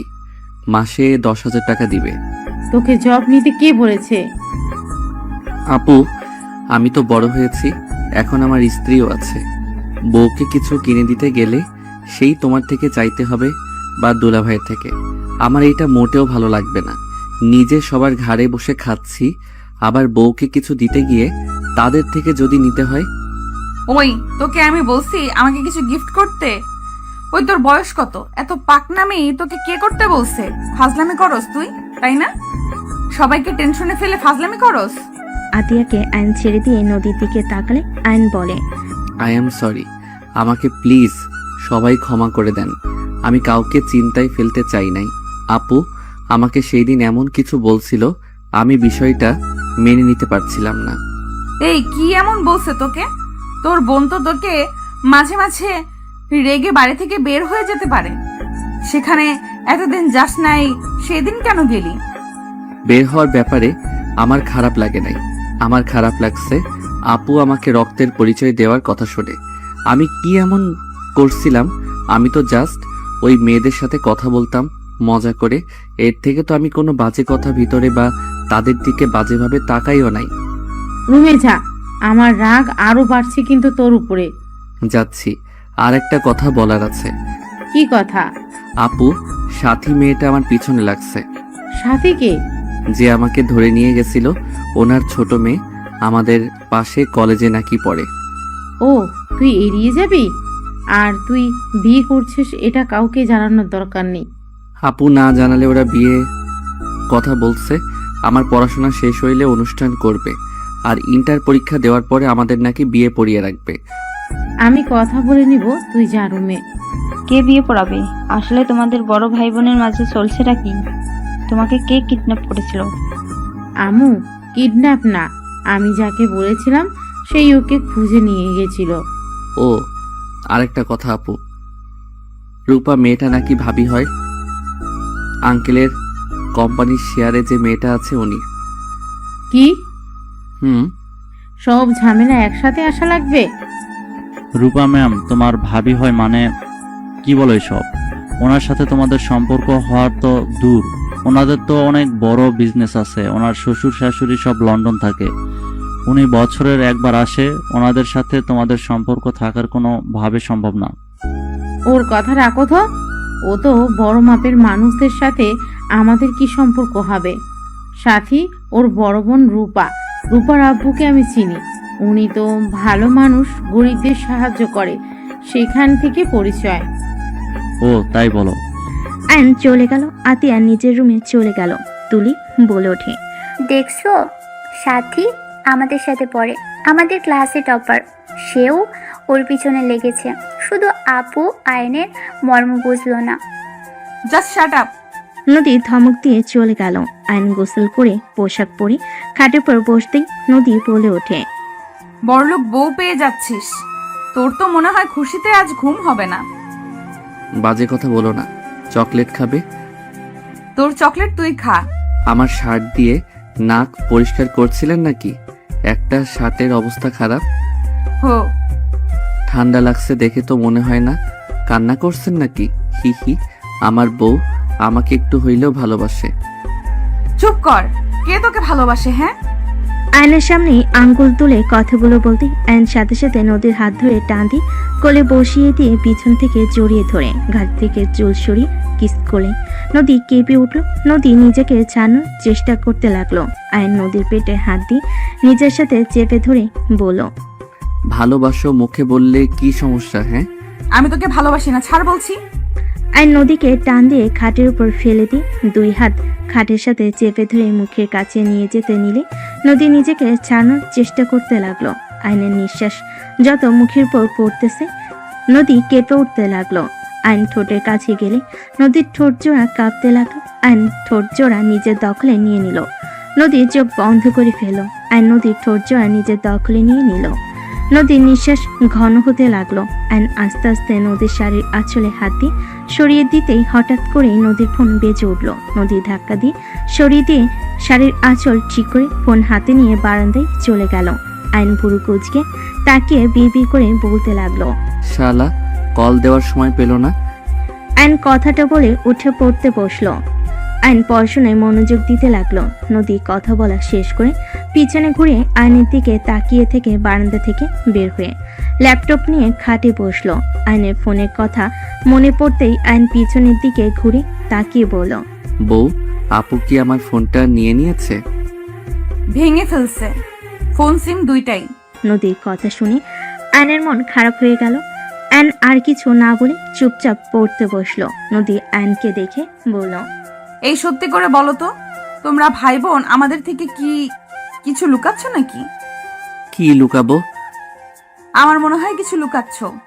লুকাচ্ছি। আপনাকে লাভ করি, আপনি বোঝেন না। ফালতু। নদী আর কিছু না বলে কাজ করতে লাগলো। আয়ন পরে মনোযোগ দিতে লাগলো। রাতে সবাই খেতে গেল। আয়ন খাবার খেতেই নদীর পাশে বসলো। আতিয়া সবাইকে খাবার দিতে লাগলো। আয়নকে খাবার দিলে আয়ন নিচের দিকে মাথা দিয়ে চুপচাপ খেতে লাগলো। হঠাৎ করে আতিয়ার দিকে তাকালে আতিয়া বলে ওঠে, কিছু বলবি নাকি? না। তাহলে বারবার তাকাচ্ছিস কেন? আয়ন কিছু না বলে খেতে লাগলো। আয়ন আতিয়ার দিকে তাকিয়ে বলে, আপু আমার খেতে ইচ্ছা করছে না। কেন, কি হয়েছে? কিছু না, আমি খাবো না, গলা দিয়ে ভাত নামছে না। আয়নের কণ্ঠটা কান্নামাখা হইলে আতিয়া বলে ওঠে, আর 1 মাস আছে কুরবানি ঈদের, তখন আমি তোকে ছেড়ে দিব। এই 1 মাস এখানে থাক। আর নদী তোকে যেহেতু পছন্দ করে না, নদী তুমি আয়ানকে ডিভোর্স দিয়ে দিও। ও এখান থেকে একেবারে জন্য চলে যাবে। আতিয়ার কথা শুনে নদীর বুকটা কেঁপে উঠল। আয়নের দিকে তাকালো। নদীর আম্মু বলে, এইসব কি বলো? ডিভোর্স দিব মানে? আর আয়ান এবার কোথায় যাবে? আম্মু দেখেন, নদী আয়ানকে অপছন্দ করে, সেখানে জোর করে কোনো সম্পর্ক রাখা উচিত না। আমার মনে হয় ডিভোর্স দেওয়া ভালো। আমাদের জন্য দুইজন একে অপরকে অপছন্দ করে জোর করে একই ছাদে থাকছে আমাদের জন্য। আমরা এইটা হতে দিতে পারি না। মেয়েদের স্বাধীনতা বলে একটা কথা আছে। একটা জিনিস বুঝলাম না, তুমি সবসময় মেয়েদের হয়ে এত কথা কেন বলো? মেয়ে হয়ে কি আমাদের কোনো স্বাধীনতা থাকবে না নাকি? বিয়ে সারা জীবনের ব্যাপার। সেখানে নদী আয়নকে সহ্য করতে পারছে না, সেখানে বাধ্য হয়ে আয়নের সাথে থাকার কোনো মানে হয় না। দুজনের জীবন নষ্ট। আমারও তাই মনে হয়, ওদের বাধ্য হয়ে সম্পর্কে রাখা উচিত না। দুজন চুপ করবে। খাবার খেতে দিবে নাকি উঠে চলে যাব? আতিয়া বসলো, সবে খাবার খেতে লাগলো। আয়ন অল্প খেয়ে উঠে চলে গেল। আয়ন রুমে গিয়ে বসে থেকে ভাবতে লাগলো। উনি কি আসলে আমাকে ভালোবাসে না নাকি? একটা কথাও বললো না আপু, যে ডিভোর্সের কথা বললো কিছু বললো না, চুপচাপ কথাগুলো শুনলো। ওকে ডিভোর্স দিলে আমিও দিব। আমিও চাই না জোর করে ওনার সাথে থাকতে। ভালো লাগছে না, চারিদিকে শুধু অশান্তি। আয়ন কথাগুলো ভাবতে লাগলো। আয়ন খাটের এক কোণে শুয়ে থেকে কথাগুলো ভাবতে লাগলো। নদী রুমের ভিতর এসে আয়নকে ভাগতে দেখে কিছু বলল না। খাটে শুয়ে লাইট অফ করে দিল। ডিম লাইট জ্বালিয়ে উপরের দিকে তাকিয়ে থাকতে লাগলো। আয়ন নদীর হাতের উপরে মাথা দিয়ে পেট উপরে হাত রেখে জড়িয়ে ধরে বলল, তুমি কি সত্যি আমাকে ডিভোর্স দিবে? আচ্ছা, আমাকে কি সত্যি ভালোবাসা যায় না? আমি অন্য কাউকে ভালোবাসি। নদীর কথা শুনে আয়নের বুকের ভিতর কেঁপে উঠল। আয়ন এক সেকেন্ডের ভিতরে নদীর উপর থেকে হাত সরিয়ে নিল। আয়ন খাট থেকে নেমে বালিশ নিয়ে সোজা সোফায় চলে গেল। নদীর চোখের পানিগুলো গড়িয়ে পড়ল। নদী মনে মনে ভাবতে লাগলো, এই তোমার ভালোবাসা আয়ান? অন্য কাউকে ভালোবাসি শুনে আমার পাশের জায়গাটা ছেড়ে দিলে? নিজের স্ত্রীকে নিজের করে রাখার বয়স তোমার হয় নাই। কিভাবে নিজের জায়গায় ধরে রাখতে হয় সেটা তুমি জানো না আয়ান। নদী কথাগুলো ভাবতে ভাবতে চোখের পানি ফেলতে ফেলতে ঘুমিয়ে গেল। আয়ন এপাশ ওপাশ হতে লাগলো। আয়ন ভাবতে লাগলো, আমাকে ভালো না বাসলে আমি ছিলাম না দেখে আমার শার্ট জড়িয়ে কেন কান্না করছে?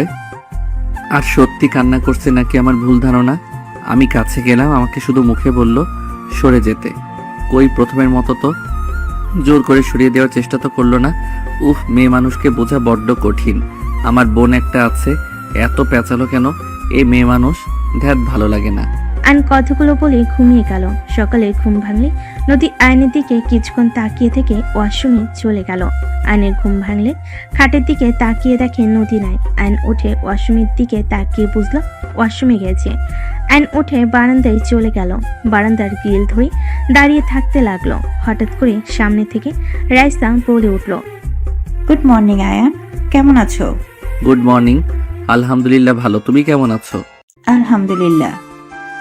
কাকির থেকে শুনলাম তুমি নাকি রাগ করে বের হয়ে গেছিলে। ওই আর কি।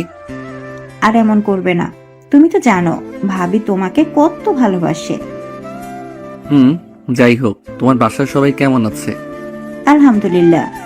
তা বাসায় আসো, ঘুরে যাও। আম্মু আব্বু তোমার কথা জিজ্ঞেস করে। ছেলেটা কোথায়? রাগ করে গেল? যাবো এক সময়, কলেজে যেতে হবে। ওকে যাও।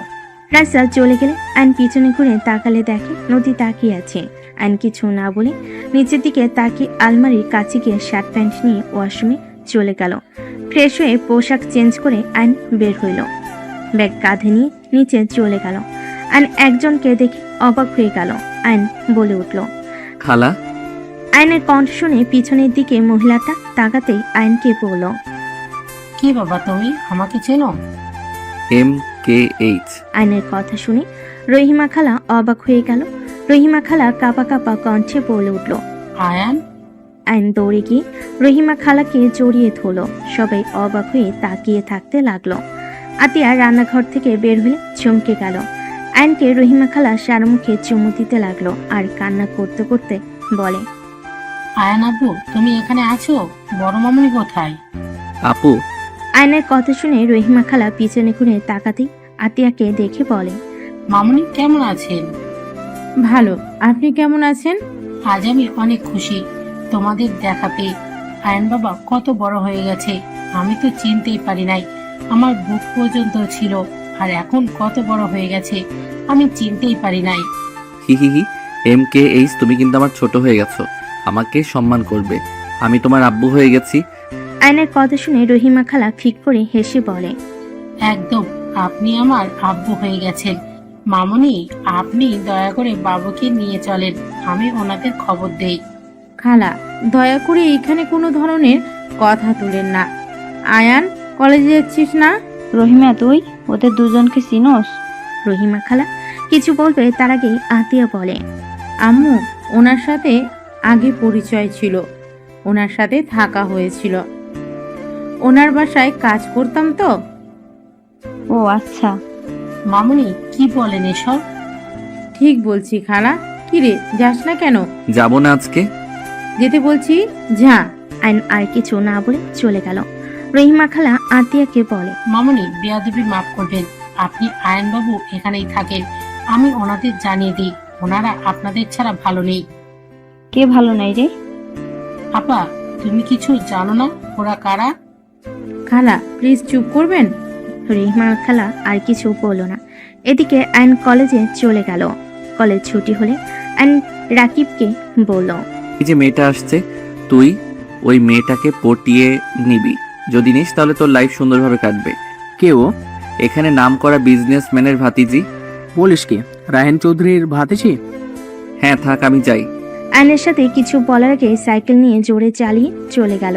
নদীকে দাঁড়িয়ে থাকতে দেখে আয়ন সামনে গিয়ে বলে, সাইকেলে যাবেন নাকি? নদী কিছু না বলে পাশে রিকশায় উঠে পড়ল। আয়ন আর কিছু না বলে ওর পিছন পিছন যেতে লাগলো। বাসে গেলে নদী সোজা রুমে চলে গেল। আয়নও রুমে চলে গেল। নদী ফ্রেশ হয়ে নিচে চলে গেলে আয়ন ফ্রেশ হতে চলে গেল। ফ্রেশ হয়ে নিচে গেলে আয়ন আতিয়াকে বলল, আপু, আমি একটু বাইরে যাব। MKH, তুমি কতদিন আছো? আছি, আজকেই দিনটাই। MKH মানে কি? নদীর কথা শুনে আয়ন কিছু না বলে চলে গেল। রহিমা খালা হেসে বলে, MKH মানে মিষ্টি খালা। এই আমাকে ছোটবেলা থেকে এটাই বলে ডাকে। ও আচ্ছা। হঠাৎ করে আয়ন দৌড়ে বাসার ভিতর ঢুকলো। সবাই ভ্রু কুচকে তাকালে আয়ন আতিয়াকে বলল, MKH, আপনি এটা কি করলেন? আপু তো এখন রেগে যাবে। মানে? আপু, আয়নের কথা শুনে সবাই দরজার দিকে তাকাতেই থমকে গেল। সবাই ঢোক গিলতে লাগলো। নদীর আব্বু আম্মু দৌড়ে গিয়ে বলতে লাগলো, ম্যাম স্যার, আমাদের এই গরিবের ঘরে আপনারা প্লিজ ভিতরে এসে বসেন। এইভাবে উত্তেজিত হবেন না, আমরা সাধারণ মানুষ, আমাদের দয়া করে এভাবে ট্রিট করবেন না। আর পাঁচটা মানুষকে যেইভাবে দেখেন সেইভাবেই দেখেন। স্যার, ম্যাম, আপনারা বসেন। আশিক ভালোভাবে সোফা পরিষ্কার করতে লাগলো। তুলি দেখে অবাক হয়ে বলল, ম্যাম, আপনি? আমি তো বিশ্বাসই করতে পারছি না, আমি আপনার অনেক বড় ফ্যান। আপনার সাথে ছবি তোলা যাবে? আপনি আমার আইডল। আমি আপনার মতো বড় বিজনেসম্যান হতে চাই। শিওর, ইনশাল্লাহ আমার থেকে ভালো করবে তুমি। তুলি আয়নের আম্মুর সাথে ছবি তুলতে লাগলো। আয়নের আব্বু আম্মু বসলো। রহিমা খালা বলে ওঠে, ম্যাম বাবু। আয়নের দিকে তাকাতে আয়নের আম্মু চোখের পানি ধরে রাখতে পারলো না। আয়নের দিকে উঠে যেতে আতিয়া আয়নকে টান দিয়ে নিজের কাছে দাঁড় করিয়ে বলে, আয়ান যেখানে যাচ্ছিলি সেইখানে যা। মামুনি, বাবুকে কেন সরিয়ে দিতে চাইছেন? খালা, আপনি কাজটা মোটেও ঠিক করেন নাই। আর খালা, টাকার কাছে বিক্রি হয়ে গেলেন। মামুনি, প্লিজ আমাকে মামুনি বলবেন না। বৌমা, আমার বোনের সাথে এরকম ব্যবহার করছো? যাও ওনাদের জন্য শরবত বানিয়ে নিয়ে আসো, গরমের সময়। আতিয়া চলে গেল আয়নের আব্বু আম্মুর জন্য শরবত বানিয়ে নিয়ে আসতে। খালা এগিয়ে গেলে আতিয়া হাত সরিয়ে দিয়ে বলে, মা হয়ে টাকার কাছে বিক্রি হয়ে গেছেন। আপনাকে দেখে আমার ঘৃণা হচ্ছে। আমার একটা মেয়ে মারা গেছে, এখনো আমার আরো সন্তানেরা আছে, তাদের ভবিষ্যৎটাকে নষ্ট করে দিতে পারি না। আতিয়া রাগে কিছু না বলে শরবত বানিয়ে বের হইল। রহিমা খালা আতিয়ার পিছন পিছন যেতে লাগলো। আতিয়া দুজনকে শরবত দিয়ে বলল, শরবত খেয়ে তিনজন বের হয়ে যান। আতিয়া, কি বলো? তোমার কোনো ধারণা আছে কাদের সামনে কথা বলছো? ম্যাম স্যার, দয়া করে কিছু মনে করবেন না। আতিয়া, বেশি করে ফেলছো কিন্তু। সমস্যা নাই, আপনারা ওনাকে কিছু বলবেন না। ম্যাম, কত ভালো। ওনাদের এত সম্মান করার কি আছে? আমরা মানুষ, ওনারাও মানুষ, মাথায় তোলার কোনো মানে হয় না। আশিক রাগে আতের হাত ধরে রাগী লুক নিয়ে তাকাতে রহিমা খালা তাড়াতাড়ি করে আশিকের হাত ধরে কিছু বলবে, সাথে সাথে আতিয়া বলে, খালা ছাড়েন, আমার হাজবেন্ড আমার সাথে যেমন ইচ্ছে তেমন ব্যবহার করবে, হাত ছাড়েন ওর। আর আপনার ম্যাম স্যার নিয়ে এখান থেকে যান। উনি তোমার হাজবেন্ড? জি মিসেস রাহেলা চৌধুরী, উনি আমার হাজবেন্ড, আর ওনারা আমার শ্বশুর শাশুড়ি, আর ওই দুটা আমার ননদ। এইটাই আমার দেবরের বউ রূপা। তাই আমি চাচ্ছি না আপনারা দুইজন আমার শ্বশুর বাড়িতে বসে থাকেন। আয়নের আব্বু বলে ওঠে, আতিয়া প্লিজ আমাকে ক্ষমা করে দাও, প্লিজ তোমরা আমাদের সাথে চলো। আতিয়া রেগে বলে, অসম্ভব, আপনাদের সাথে আমরা কেন যাব? আপনারা চলে যান, আমাদের দয়া করে বিরক্ত করবেন না। আমরা আলহামদুলিল্লাহ অনেক সুখে আছি, প্লিজ চলে যান। আতিয়া, আর কত শাস্তি দিবে আমাদের? রহিমা তো আমাদের ক্ষমা করে দিয়েছে, সেখানে তুমি কেন আমাদের ক্ষমা করতে পারছো না? টাকা দিয়ে সব কিনতে পারবেন, আমাদের ভাই বোনকে টাকা দিয়ে কিনতে পারবেন না, বুঝতে পারছেন? আয়নের আব্বু বলে ওঠে, দেখো তোমার শ্বশুরের কোম্পানি লসের দিকে যাচ্ছে, তুমি আর আয়ান যদি আমাদের ক্ষমা করে আমাদের সাথে আসো, তাহলে আমি আশিকের কোম্পানির বড় করার সব কিছু দিয়ে দেব। দরকার হলে তোমাদের কলেজের ওইখানে যে কোম্পানি, ওটাই আশিককে দিয়ে দেব। আয়নের আব্বুর কথা শুনে আতিয়ার আগে সামনে থাকা ফুলদানি এক আছাড়ে ভেঙে ফেল, আর রাগে চিল্লায়ে বলে ওঠে, আপনি আমার স্বামীকে লোভ দেখান, আপনার কোম্পানি আপনার কাছে রাখেন, দয়া করে এখান থেকে তিনজন যান। আপনারা যদি বেশি বুঝেন, আমি আয়ানকে নিয়ে এখান থেকে চলে যাব। আপু, এই চুপ, তুই এখানে একটা কথা বলবি না। আপু আফিয়া আরুষ এসেছে, শান্ত হও। আতিয়া আফিয়া আরুষকে দেখে চুপ হয়ে গেল। দুজন দৌড়ে এসে নদীকে জড়িয়ে ধরল। আফিয়া বলে, ফুপ্পি, তোমরা দুইজন এখানে কার সাথে আসলে? আঙ্কেল আমাদের রেখে গেছে, মামা তোমাকে কল দিলাম, ফোন বন্ধ কেন? ফোন সিম ভেঙে ফেলছে তোমার আম্মু। আসসালামু আলাইকুম, আপনাদের তো আমি ম্যাগাজিনে দেখেছিলাম আপনারা আমাদের বাসায়। ওয়ালাইকুম আসসালাম। আয়নের আম্মু আফিয়া আরুষকে জড়িয়ে ধরে সারা মুখে চুমু দিতে লাগলো। দুজন অবাক হয়ে তাকিয়ে থাকতে লাগলো। আফিয়া বলে ওঠে, আপনারা এত বড় মানুষ হয়ে আমাদের আদর করছেন। আমি তোমার নানি হই, আর ওইটা তোমার নানু ভাই হয়। সবাই অবাক হয়ে গেল। আফিয়া আরুষ অবাক হয়ে তাকিয়ে আছে। আফিয়া বলে ওঠে, কি বলেন? আমাদের তো নানা নানি নাই, আম্মু আর মামা আছে। আমার কথা বিশ্বাস না হলে তোমার মামা আর আম্মুকে জিজ্ঞেস করো। আফিয়া আতিয়ার আয়নের দিকে তাকিয়ে বলল, আম্মু ওনারা কি আমার নানা নানি? হ্যাঁ। আতিয়ার কথা শুনে সবাই অবাক হয়ে গেল। নদীর আম্মু বলে ওঠে, কি ওনারা তোমার বাবা মা মানে? তুমি তো বলছো তোমরা এতিম। আমাদের থেকে নিজের পরিচয় কেন লুকিয়েছো? এত বড় বাড়ির ছেলে মেয়ে হয়ে ওই বস্তিতে কি করছিলে? এইসব মানে কি? আমাদের এভাবে ধোকা কেন দিয়েছো? আশিক, তুমি আমাকে ভুল বুঝছো। আমি তোমাদের ধোকা দিতে চাই নাই, আমি ওনাদের পরিচয়ে বাঁচতে চাই না। আমরা ভাই বোন ওনাদের পরিচয় নিয়ে থাকতে চাই না। দয়া করে তোমরা আমাকে ভুল বুঝো না, আমি ওনাদের ঘৃণা করি। আমি চাই নাই আমার ছোট ভাই আমার বাবা বড় ভাইদের মতো হোক, আর টাকা কারণে অভদ্র তৈরি হোক। মানুষকে মানুষ মনে করবে না, টাকার গরমে সব কিনে নেওয়ার চেষ্টা করবে, অন্যায় করে টাকা দিয়ে মুখ বন্ধ রাখবে। এমন যেন না হয়, সেই জন্য আমি আমার ভাইকে নিয়ে দেশে এসেছি। আমার ভাইকে আমি আমার মনের মতো করে বড় করতে পেরেছি, এটাই আমার সফলতা। ওইখানে যদি রাখতাম, আমার ভাই একটা অমানুষ হতো, আর ওই বাড়িতে আমার দম বন্ধ হয়ে আসতো। অনেক কিছু চাইলে বলা যায় না আশিক, শুধু এইটা মাথায় রেখো, এমন কিছু আছে যার জন্য আমার বাবা মা ভাইকে আমি ঘৃণা করি। কেন ঘৃণা করো? রাজপ্রাসাদ রেখে বস্তিতে থাকতে কি এমন করেছো যে তোমরা ওইখান থেকে চলে এসেছো? আর আয়ানকে এত শাসনে কেন রাখতে? আয়ানকে সবসময় অভাবের ভেতরে রাখার কেন চেষ্টা করতে? কিন্তু তুমি তো আমাকে বলতে পারতে আমার ফ্যামিলিকে না বললে, বাট তুমি তো আমার সাথে কোনো কিছু শেয়ার করো না। এই তোমার ভালোবাসা 7 বছর ধরে আমার সাথে আসো, কিন্তু একবারও বললেন না আমাকে। বের হয়ে যাও এখান থেকে, তুমি আমাদের সবাইকে ধোকা দিয়েছ। ধোকাবাজ মেয়েকে আমি আমার বউ হিসেবে দেখতে চাই না, এখনই বের হয়ে যাও। আশিক, চুপ, একদম আমার নাম ধরে ডাকবে না। ভাইয়া, তুমি কথা বলো না, তুমি নিজেও কাউকে কিছু জানাও নাই। তুমি ছোট হয়ে সবকিছু লুকিয়ে গেছো। আপনারা আপুর সংসার ভাঙতে ভালো লাগছে নাকি? আপনারা কেন আমাদের ভিতরে আসেন? আশিক বাবা, আমার মেয়েকে ভুল বোঝো না। চুপ করেন। আমাদের স্বামী স্ত্রীর মাঝে আপনি কথা বলবেন না। আমার সন্তানদের রেখে তোমাকে যেতে হবে। আশিক, চুপ করো। বৌমা কোথাও যাবে না। সবার সমস্যা থাকতে পারে, কোনো তো কারণ আছে, না হলে কেউ এত বড় জীবন যাপন রেখে সবার থেকে লুকিয়ে থাকে। আমি তো ওর স্বামী, কাউকে কিছু না বললে আমাকে তো বলতে পারতো নাকি? ওই আমাকে কিছু বলে নাই।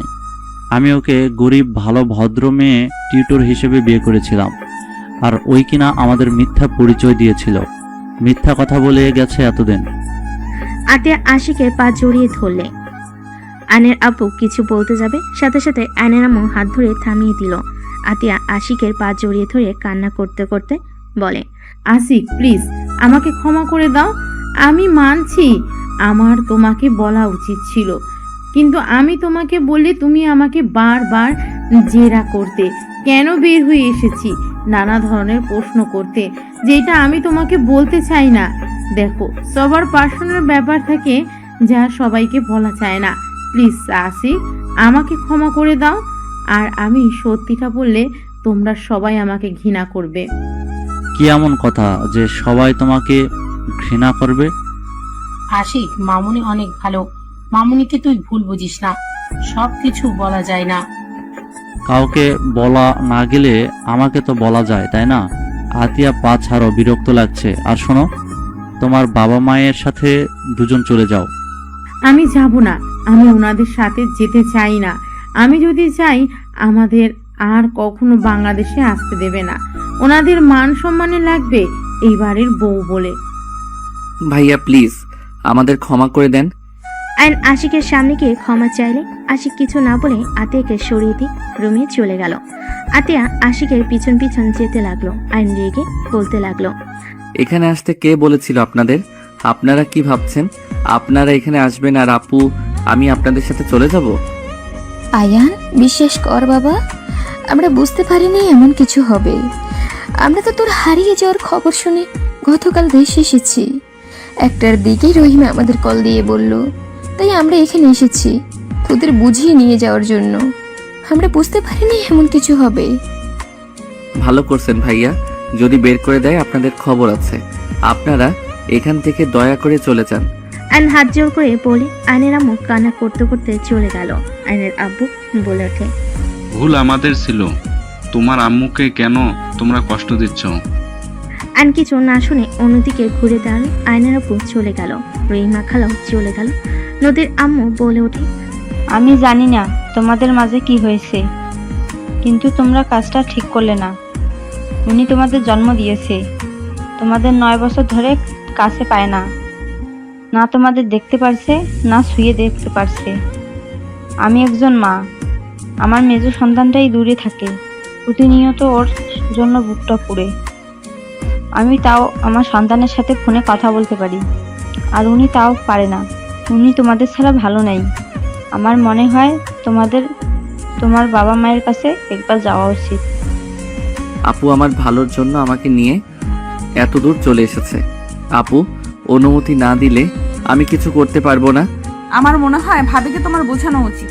সবাই মিলে কথা বলতে লাগলো। আর এদিকে আতিয়া আশিককে বলতে লাগলো, শুনতে চাও কেন তাদের থেকে দূরে? ওকে, তাহলে শোনো। রহিমা খালা আমাদের বাসার বিশ্বস্ত কাজের লোক।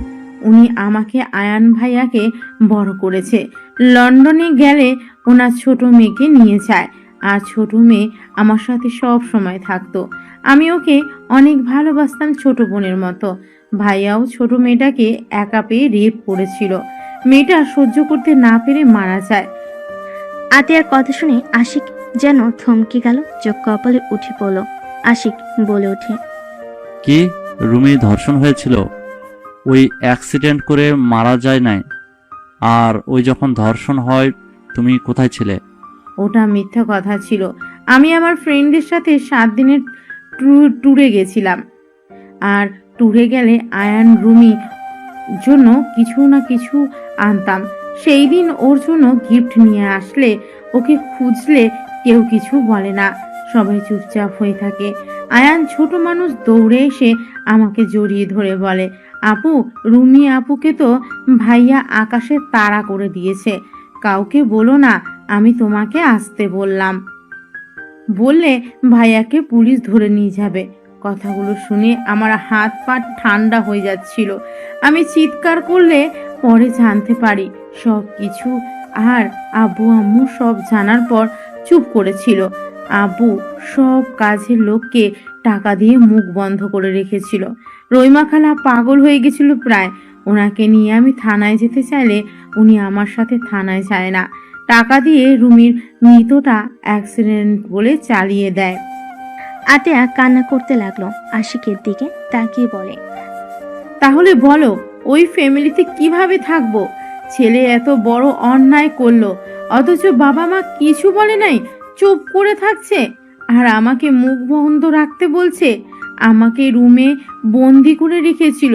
আম্মু পর্যন্ত আমাকে হুমকি দেয়, সেখানে বলবে ওদের পরিচয় সবাইকে জানাই। আজও কেউ জানে না যে রুমির মৃত্যু সত্যিটা। এইটা আমাকে তিলে তিলে কুড়ে খাচ্ছে। আমার নিজের ভাই হলে কি হবে? ও শাস্তি পাওয়া উচিত ছিল। আর খালা আজ টাকার কাছে বিক্রি হয়ে গেছে। যা দেখতে পারছো সব আমার বাবার টাকায় করছে। তার বাকি সন্তানদের কথা ভেবে রুমির সাথে অন্যায় ভুলে গেছে। আমার সাথে শুধু থাকতো, তাতে আমি রুমিকে ভুলতে পারি নাই। আর উনি মা হয়ে টাকার কাছে বিক্রি হয়ে গেল। আতিয়া কান্না করতে লাগলো। আশিক আতিয়াকে জড়িয়ে ধরলো বুকের সাথে। আশিক আতিয়ার মাথায় চুমু দিল। আতিয়া বলতে লাগলো, ভাইয়া অনেক মেয়েদের জীবন নষ্ট করেছে। আমার তাতে ওকে দেখতে ইচ্ছে হতো না। লাস্টে রুমির সাথে যা করেছে সেইটা মেনে নিতে পারি নাই। আর বাবা মাকে তার হয়ে কথা বলতে দেখে পরে আর উপায় না পেয়ে আয়ানকে নিয়ে আমি পালিয়ে দেশে চলে আসি। আমি চাই না আয়ানও ভাইয়ার মতো হয়ে যাক। এখন বলো আমি কি খুব অন্যায় করেছি? যারা অন্যায়কে অন্যায় মনে করে না, আমার ঘৃণা হয় ওনাদের দেখলে। সেখানে তাদের পরিচয় কেন চলবো বলতে পারো? আই অ্যাম সরি, আমি তোমাকে ভুল বুঝেছি। তোমাকে নিয়ে আমার গর্ব হচ্ছে। আমি ভুল মানুষকে আমার জীবন সঙ্গী হিসেবে বেছে নেই নাই। ওকে আর কাউকে এইসব বলার দরকার নাই। তুমি তোমার মতো থাকো। আতিয়া আশিককে জড়িয়ে ধরে কান্না করতে লাগলো। আশিক আতিয়াকে সান্ত্বনা দিতে লাগলো। আইন রুমে গিয়ে বসে থাকতে লাগলো। নদী আইনের পাশে এসে বসলো। আইন নদীর দিকে তাকিয়ে আবার নিচের দিকে তাকালো। নদী আইনকে বলল, আমার মনে হয় তোমার ফ্যামিলির সাথে তোমার থাকা উচিত। ওনার চোখের পানি মিথ্যা ছিল না। তোমাদের হারানো ব্যথা, তার চোখের পানিগুলো স্পষ্ট দেখা যাচ্ছিল। সেই তোমাদের আম্মু, সেই কখনোই তোমাদের ক্ষতি চাইবে না। আমারও ইচ্ছে করে আম্মুর কাছে যেতে, কিন্তু আমি আপুকে কষ্ট দিতে পারবো না। ভাবিকে কাছে গিয়ে বোঝাও, দেখো বাবা মা কতদিন বাঁচবে। যদি তাদের সাথে শেষ পর্যন্ত না থাকতেই পারে, তাহলে সন্তান হয়ে জন্ম নিয়ে কি লাভ হইলো? ফ্যামিলির সাথে বাঁচতে শিখতে হয়। সবাই মিলেমিশে থাকার মাঝে আনন্দ আছে। দেখো না আমাদের ফ্যামিলি একসাথে থাকে, কত মজা হয়। এভাবে দূরে দূরে থাকলে কি কোনো মজা আছে বলো? আমি কি করব? আমার মাথায় কিছুই ঢুকছে না। মাথা ব্যথা করছে, ঘুমাবো। আইন উপর হয়ে শুয়ে পড়ল। নদী আয়নের দিকে কিছুক্ষণ তাকিয়ে থেকে ভাবতে লাগলো। তুমি আমাকে ছেড়ে চলে যাবে, ভাগ্যিস তোমার প্রতি ভালোবাসা প্রকাশ করি নাই, করলে আজ আরো বেশি কষ্ট পেতে হইতো। নদীর চোখের কোণায় পানি গড়িয়ে পড়তেই মুছে নিল। সন্ধ্যার দিকে ঘুম ভাঙলে চোখ খুলে দেখে নদী ওর পাশে আদর্শা হয়ে বসে আছে। আইন নদীর কোলে মাথা দিতেই নদী চমকে উঠল। আইন জড়িয়ে ধরে বলল, তুমি কি আমার উপরে ভাইয়ার মতো রাগ করছো? আমি রাগ করলে কি আর না করলে কি আয়ান, আমি তো আর তোমার কেউ না। নদী, তুমি আমার স্ত্রী।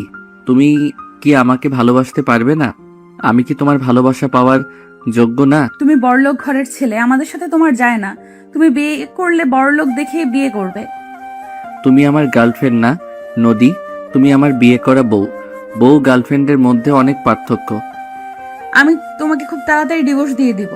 ও সরি, তুমি তো অন্য কাউকে ভালোবাসো। আমাকে ডিভোর্স দিয়ে তার কাছে চলে যাবে নাকি?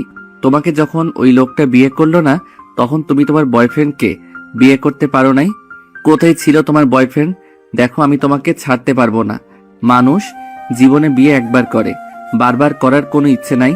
আমি তোমাকে ভালোবাসি, আমি আর কাউকে বউ হিসেবে মেনে নিতে পারবো না। তুমি আমাকে ভালোবাসো না, এটা আবেগের বশে বলছো।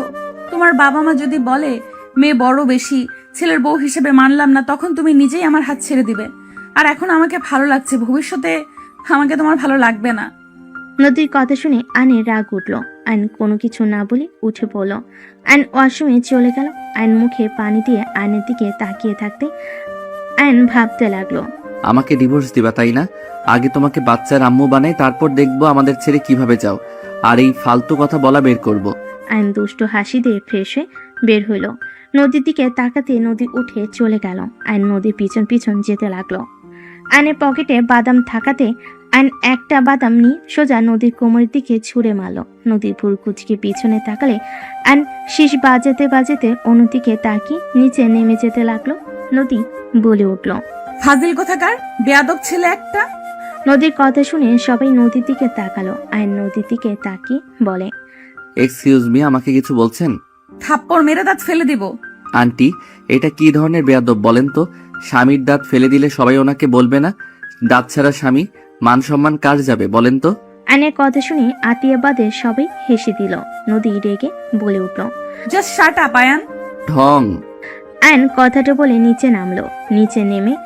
নদী নিচে নেমে সোফায় বসলে আতিয়া বলে ওঠে, নদী, মন থেকে একটা কথা বলবে? কি কথা ভাবি? তুমি কি সত্যি আয়নের সাথে থাকতে চাও না? দেখো, মন থেকে বলো। যদি না থাকতে চাও তাহলে আমাদের বলো। আতিয়ার কথা শুনে নদী চুপ করে থাকলো। আয়ন বলে ওঠে, আপু, ওনার কথা রাখো। আমি ওনাকে ডিভোর্স দিব না। উনি আমাকে মেনে নিক বা না নিক, উনি আমার স্ত্রী নামে থাকবে। আমি বেঁচে থাকতে ওনাকে অন্য কারো হতে দিব না। Just set up. কেউ থাকতে না চাইলে তাকে জোর করে রাখা যায় না আয়ান। যে চলে যেতে চায় তাকে চলে যেতে দিতে হয়, না হলে সেই তীরে তীরে কষ্ট পেতে পেতে মারা যাবে। আপু, আমি ওনাকে ছাড়া কাউকে আমার লাইফে চাই না। উনি আমার স্ত্রী, উনি থাকবে সারা জীবন। বলো। আয়নের কথা শুনে নদী অবাক হয়ে তাকালো। তুলি বলে উঠল, আয়ান তোমাকে সবার সামনে চাচ্ছে, আর তুমি এত ভাব কেন নাও আপু? এসব আবেগ, আবেগ চলে গেলে তখন আর আমাকে ভালো লাগবে না। বারবার এক কথা কেন বলো?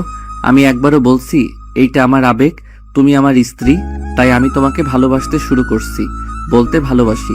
দেখো, আমি তোমাকে চেয়েছি মানে তোমার আমার হয়ে থাকতে হবে। তোমার বয়ফ্রেন্ড যেই থাকুক আমি তার হতে দিব না। আয়ান, সব কিছুতে জেদ মানায় না। ওই না থাকলে জোর করে কিভাবে রাখবি? ওই আস্তে আস্তে ঠিক আমাকে ভালোবাসবে, এইটা আমার বিশ্বাস। চুপ কর নদী, তুমি ভেবে দেখো। যদি দেখো না থাকা সম্ভব না, তাহলে ডিভোর্স লেটার দিয়ে দিও। আমার ভাবার কিছু নাই, আমি ওর সাথে থাকতে পারবো না। নদীর কথা শুনে আয়নের রাগ হতে লাগলো। আয়ান বলতে লাগলো, মন থেকে বলছো নাকি? তুমি বুকে হাত দিয়ে আমার চোখের দিকে তাকিয়ে যদি এই কথা বলতে পারো, যাও, আমি তোমাকে নিজে ছেড়ে দিব। তোমাকে আমি কখনোই ডিস্টার্ব করব না। আয়ন নদীর সামনে গিয়ে হাঁটুকে বসে পড়ল। তাকাও আমার দিকে। এইসব ফালতু ডায়লগ দিবে না তো। আমি যেটা বলছি ওইটা করো। ওইসব করা লাগবে না আমার। আমি ভালোবাসি না, এটাই আসল কথা। এত নাটক আমি করতে পারবো না। নাটক লাস্টবার করো। আমার দিকে তাকিয়ে কথাগুলো বললে আমি আর তোমার সাথে থাকবো না। আয়ন জোরাজুরি করতে লাগলো। এক পর্যায়ে আয়নের উপরে বিরক্ত হয়ে নদী চিল্লাইয়ে বলে উঠল, আমি তোমাকে ভালোবাসি না। এক কথা কতবার বলবো? হ্যাঁ, তোমার দিকে তাকিয়ে বলছি, কান খুলে শুনে নাও। আমি তোমাকে ভালোবাসি না মানে ভালোবাসি না। তোমার সাথে সংসার করা আমার পক্ষে সম্ভব না। দয়া করে আমাকে মুক্তি দাও প্লিজ। আমার লাইফ থেকে চলে যাও তুমি। নদী কথাগুলো শেষ করতেই আয়ন কিছু না বলে উঠে পড়ল।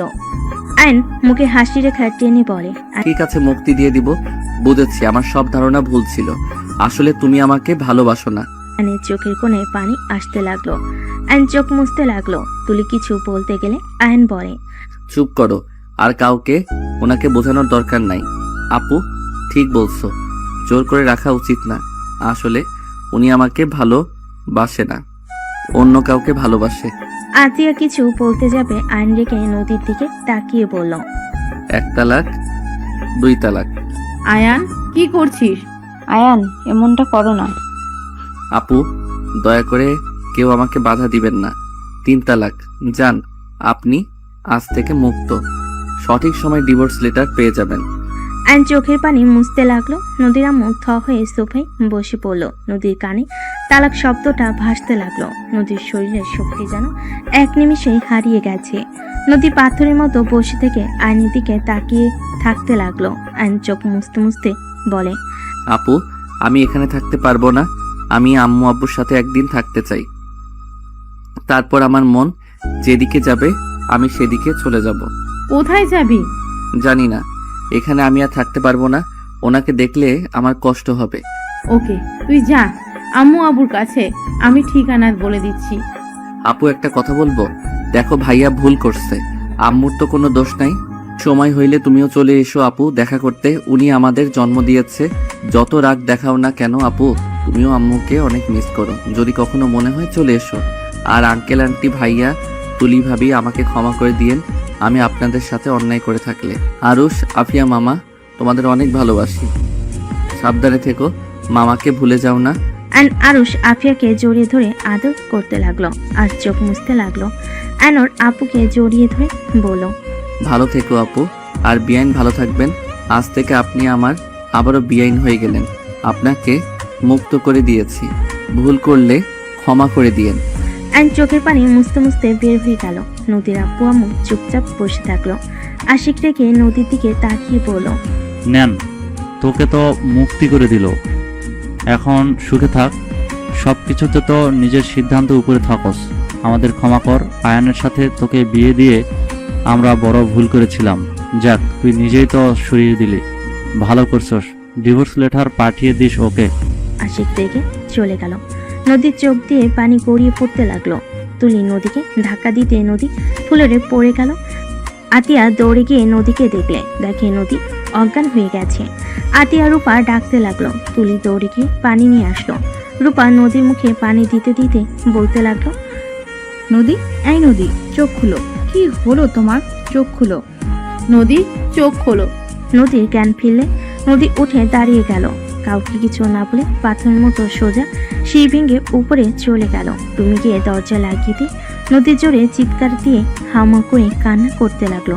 নদী কান্না করতে করতে খাটের উপর হয়ে শুয়ে পড়ে কান্না করতে করতে বলতে লাগলো, আমার এত কষ্ট কেন হচ্ছে? আমি নিজেই তো তোমাকে বাধ্য করলাম। কিন্তু আয়ান, তুমি আমাকে কিভাবে তালাক দিতে পারলে? তুমি আমার মন বুঝো কিভাবে লাস্টে এটা করতে পারলে? নদী কথাগুলো বিড়বিড় করে কান্না করতে লাগলো। এদিকে আইন ঠিকানা অনুযায়ী চলে গেল। আইন বাসার সামনে গেলে দারোয়ান আইনকে থামিয়ে দিল। আইন বলতে লাগলো, আমাকে যেতে দেন, আমি এই বাড়ির ছেলে। আইনের কথা শুনে দারোয়ান বডিগার্ড হাসতে লাগলো। দারোয়ান বলে ওঠে, ওই ছেলে এখান থেকে যা, বিরক্ত করিস না, বেশি বুঝলে পুলিশে ধরিয়ে দেব। কথাগুলো বলে একজন আইনকে ধাক্কা দিলে সাথে সাথে এক গাড়ির সাথে ধাক্কা খেলো। ধাক্কা খেয়ে রাস্তায় পড়ে গেল। গাড়ি থেকে সাথে বের হয়ে দৌড়ে আইনের কাছে গিয়ে তুলে পড়ল। আয়ান তুমি এখানে? আর ওই আপনারা ওকে ধাক্কা কেন দিলেন? আর একটু হলে কি হতো? দারোয়ান সাথীকে সালাম দিয়ে বলে, ম্যাম, এই ছেলেটা কখন থেকে বিরক্ত করছে? বলে উনি নাকি স্যারের ছেলে। ঠিক তো বলছে, ওই এই বাড়ির ছেলে। সরেন সামনে থেকে। সবাই অবাক হয়ে তাকালো। আইনের পায়ে ধরে ক্ষমা চাইতে যাবে, সাথে সাথে আইন বলে, কি করছেন? আমি আপনার ছোট, আমার পায়ে কেন ধরতে নিয়েছেন? দেখেন আমি কিছু মনে করি নাই, আপনারা আপনাদের দায়িত্ব পালন করছেন। আইন কথাগুলো বলে সাথে সাথে ভিতরে গেল। সাথীকে আইন ধন্যবাদ দিয়ে দিল। দুজন সদ্য দরজার সামনে দাঁড়িয়ে কলিং বেলে চাপ দিল। কাজের লোক দরজা খুলে দিল। সাথী আইন একসাথে বাসার ভিতর ঢুকলো। বসার ঘরে যেতে সবাই আইনকে দেখে অবাক হয়ে গেল। আইনের আম্মু দৌড়ে এসে আইনকে জড়িয়ে ধরে বলে, আয়ান বাপ, তুই এসেছিস? আমি তো বিশ্বাস করতেই পারছি না। আয়ান, তুই আসি করে আসে নাই? না, আমি একা এসেছি। আইনকে দেখে রাফি দৌড়ে এসে আইনকে জড়িয়ে ধরে কান্না করে দিল। রাফি কান্না করতে করতে বলতে লাগলো, আয়ান বাবু কেমন আছিস তুই? ভাই আমাকে ক্ষমা করে দে ভাই। রাফি আয়নকে জড়িয়ে ধরে কান্না করতে লাগলো। আয়নকে দেখে সবাই এক এক করে আয়নকে আদর করতে লাগলো। আয়ন সবার সাথে কুশল বিনিময় করলো। আয়নের আব্বু বলে, আয়ান আতিয়া আসবে না? আমি জানি না। আচ্ছা আয়ান, চল রুমে গিয়ে ফ্রেশ হয়ে নে বাবা। আয়নের আম্মু আয়নকে নিয়ে রুমে চলে গেল। 5 বছর পর আম্মু আপুরা আসবে না? সবাই আসবে, তোর বিয়ে আর তোর বোন আসবে না, তা কি হয় নাকি? আপু তো আমার সাথে কথা বলছে না। আসবে, চিন্তা করিস না তো, ওই যে এসে গেছে। আয়ন সদর দরজার দিকে তাকালে আরুষ আফিয়া দৌড়ে এসে আয়নকে জড়িয়ে ধরলো। আয়ন ওদের আদর করতে লাগলো। আতিয়ার দিকে তাকাতেই নদীকে দেখতে পেয়ে আয়নের বুকটা কেঁপে উঠল। আয়নের আব্বু আম্মু ভাবি সবাই নদীর ফ্যামিলির সাথে কথা বলতে লাগলো। আয়ন আতিয়ার কাছে এগিয়ে গেলে আতিয়া কিছু না বলে হাঁটা দিল। আয়ন বলে ওঠে, আপু আমি কি করছি? কেন আমার সাথে এমন করছো? 3 বছর ধরে আমার সাথে ঠিকভাবে কথা বলছো না। ওই আপু কি হয়েছে তোমার? দয়া করে আমার কানের কাছে ভ্যান ভ্যান করবেন না। আপনার বিয়ে, তাই সবাই মিলে খেতে এসেছি, আপনার ভ্যান ভ্যান শুনতে আসি নাই। আতিয়া কথাটা বলে চলে গেল। আর নদীর আব্বু আম্মু তুলি আশিকের সাথে কুশল বিনিময় করলো। নদীর দিকে তাকাতেই নদী মিষ্টি করে হেসে বলে, অভিনন্দন বিআই। ধন্যবাদ। কেমন আছেন? জি আলহামদুলিল্লাহ, অনেক ভালো। ভিতরে আসেন। আয়ন সবাইকে ভিতরে আসতে বলল। আয়নের আম্মু বলে, আয়ান মামুনিদেরকে রুমে নিয়ে যা। ঠিক আছে আম্মু। আয়ন নদী তুলির লাগেজ নিয়ে হাঁটতে লাগলো। দুজন আয়নের পিছন পিছন যেতে লাগলো। তুলি বলে ওঠে, আয়ান, তোমাদের বাসাটা তো বিশাল বড়, এত বড় বাসায় থাকতে ভয় লাগে না? একটু তো ভয় লাগতো, এখন বিয়ে করতে যাচ্ছি, বউ পাশে থাকলে ভয় আসার প্রশ্ন ওঠে না। ও আচ্ছা। নদী তুলি আয়নের পিছন পিছন যেতে লাগলো। আয়ন ওদের রুম দেখিয়ে দিয়ে রুম থেকে বের হয়ে গেল। আয়নের বুকের ভিতর ঝড় উঠতে লাগলো। আয়ন নিজেকে সামলিয়ে নিয়ে ওর কাজিনদের সাথে আড্ডা দিতে চলে গেল। সন্ধ্যের দিকে আয়ন রুমে একা বসে আছে, এক দৃষ্টিতে ফ্লোরের দিকে তাকিয়ে আছে। আয়নের আম্মু ডাক দিলে আয়ন ভাবনার জগৎ থেকে বের হয়ে নিচে চলে গেল। আতিয়া না তাকিয়ে অন্যদিকে তাকালো। আয়ন ওর আম্মুর দিকে তাকিয়ে বলল, কিছু বলবে? সারাদিন রুমে কি করিস? হ্যাঁ, এতগুলা বিআই থাকতে সবাইকে নিয়ে একটু ঘুরে আসতে পারিস না? ওই খচ্চর চারটা তোদের কাজ কি ছিল? আয়নের কথা শুনে ওর এক কাজিন বলে, ভাইয়া আমার দোষ নাই, ওনারা তোমার কথা বলে, সবাই একসাথে যাবে। আম্মু আমি একটু সাথীদের বাসায় যাব। বাবা, আয়ান বউকে কি চোখে হারাচ্ছ নাকি? তুলির কথা শুনে নদী আতিয়া বাদে সবাই হাসতে লাগলো।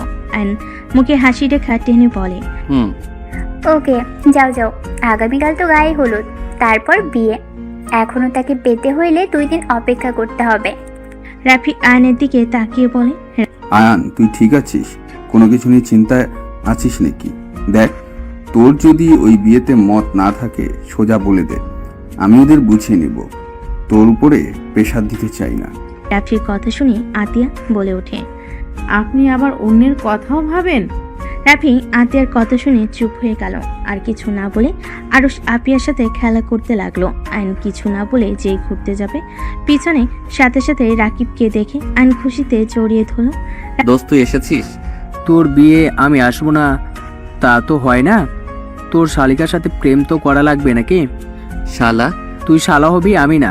ওকে যেই হোক চল আমার সাথে, আমার ভালো লাগছে না। কোথায় যাব? যেখানে যাওয়ার কথা।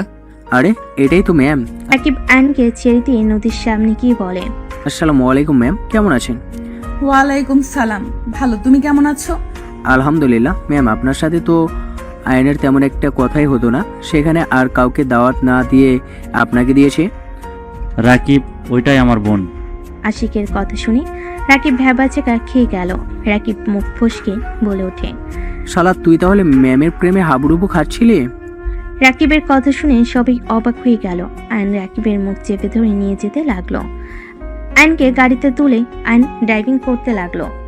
আইন সোজা সাথীদের বাসায় চলে গেল। আইনকে দেখে সবাই অবাক হয়ে তাকিয়ে আছে। আইনের ভাবি বলে ওঠে, আয়ান তুমি এখানে, ভিতরে আসো। ভাবির সাথী কোথায়?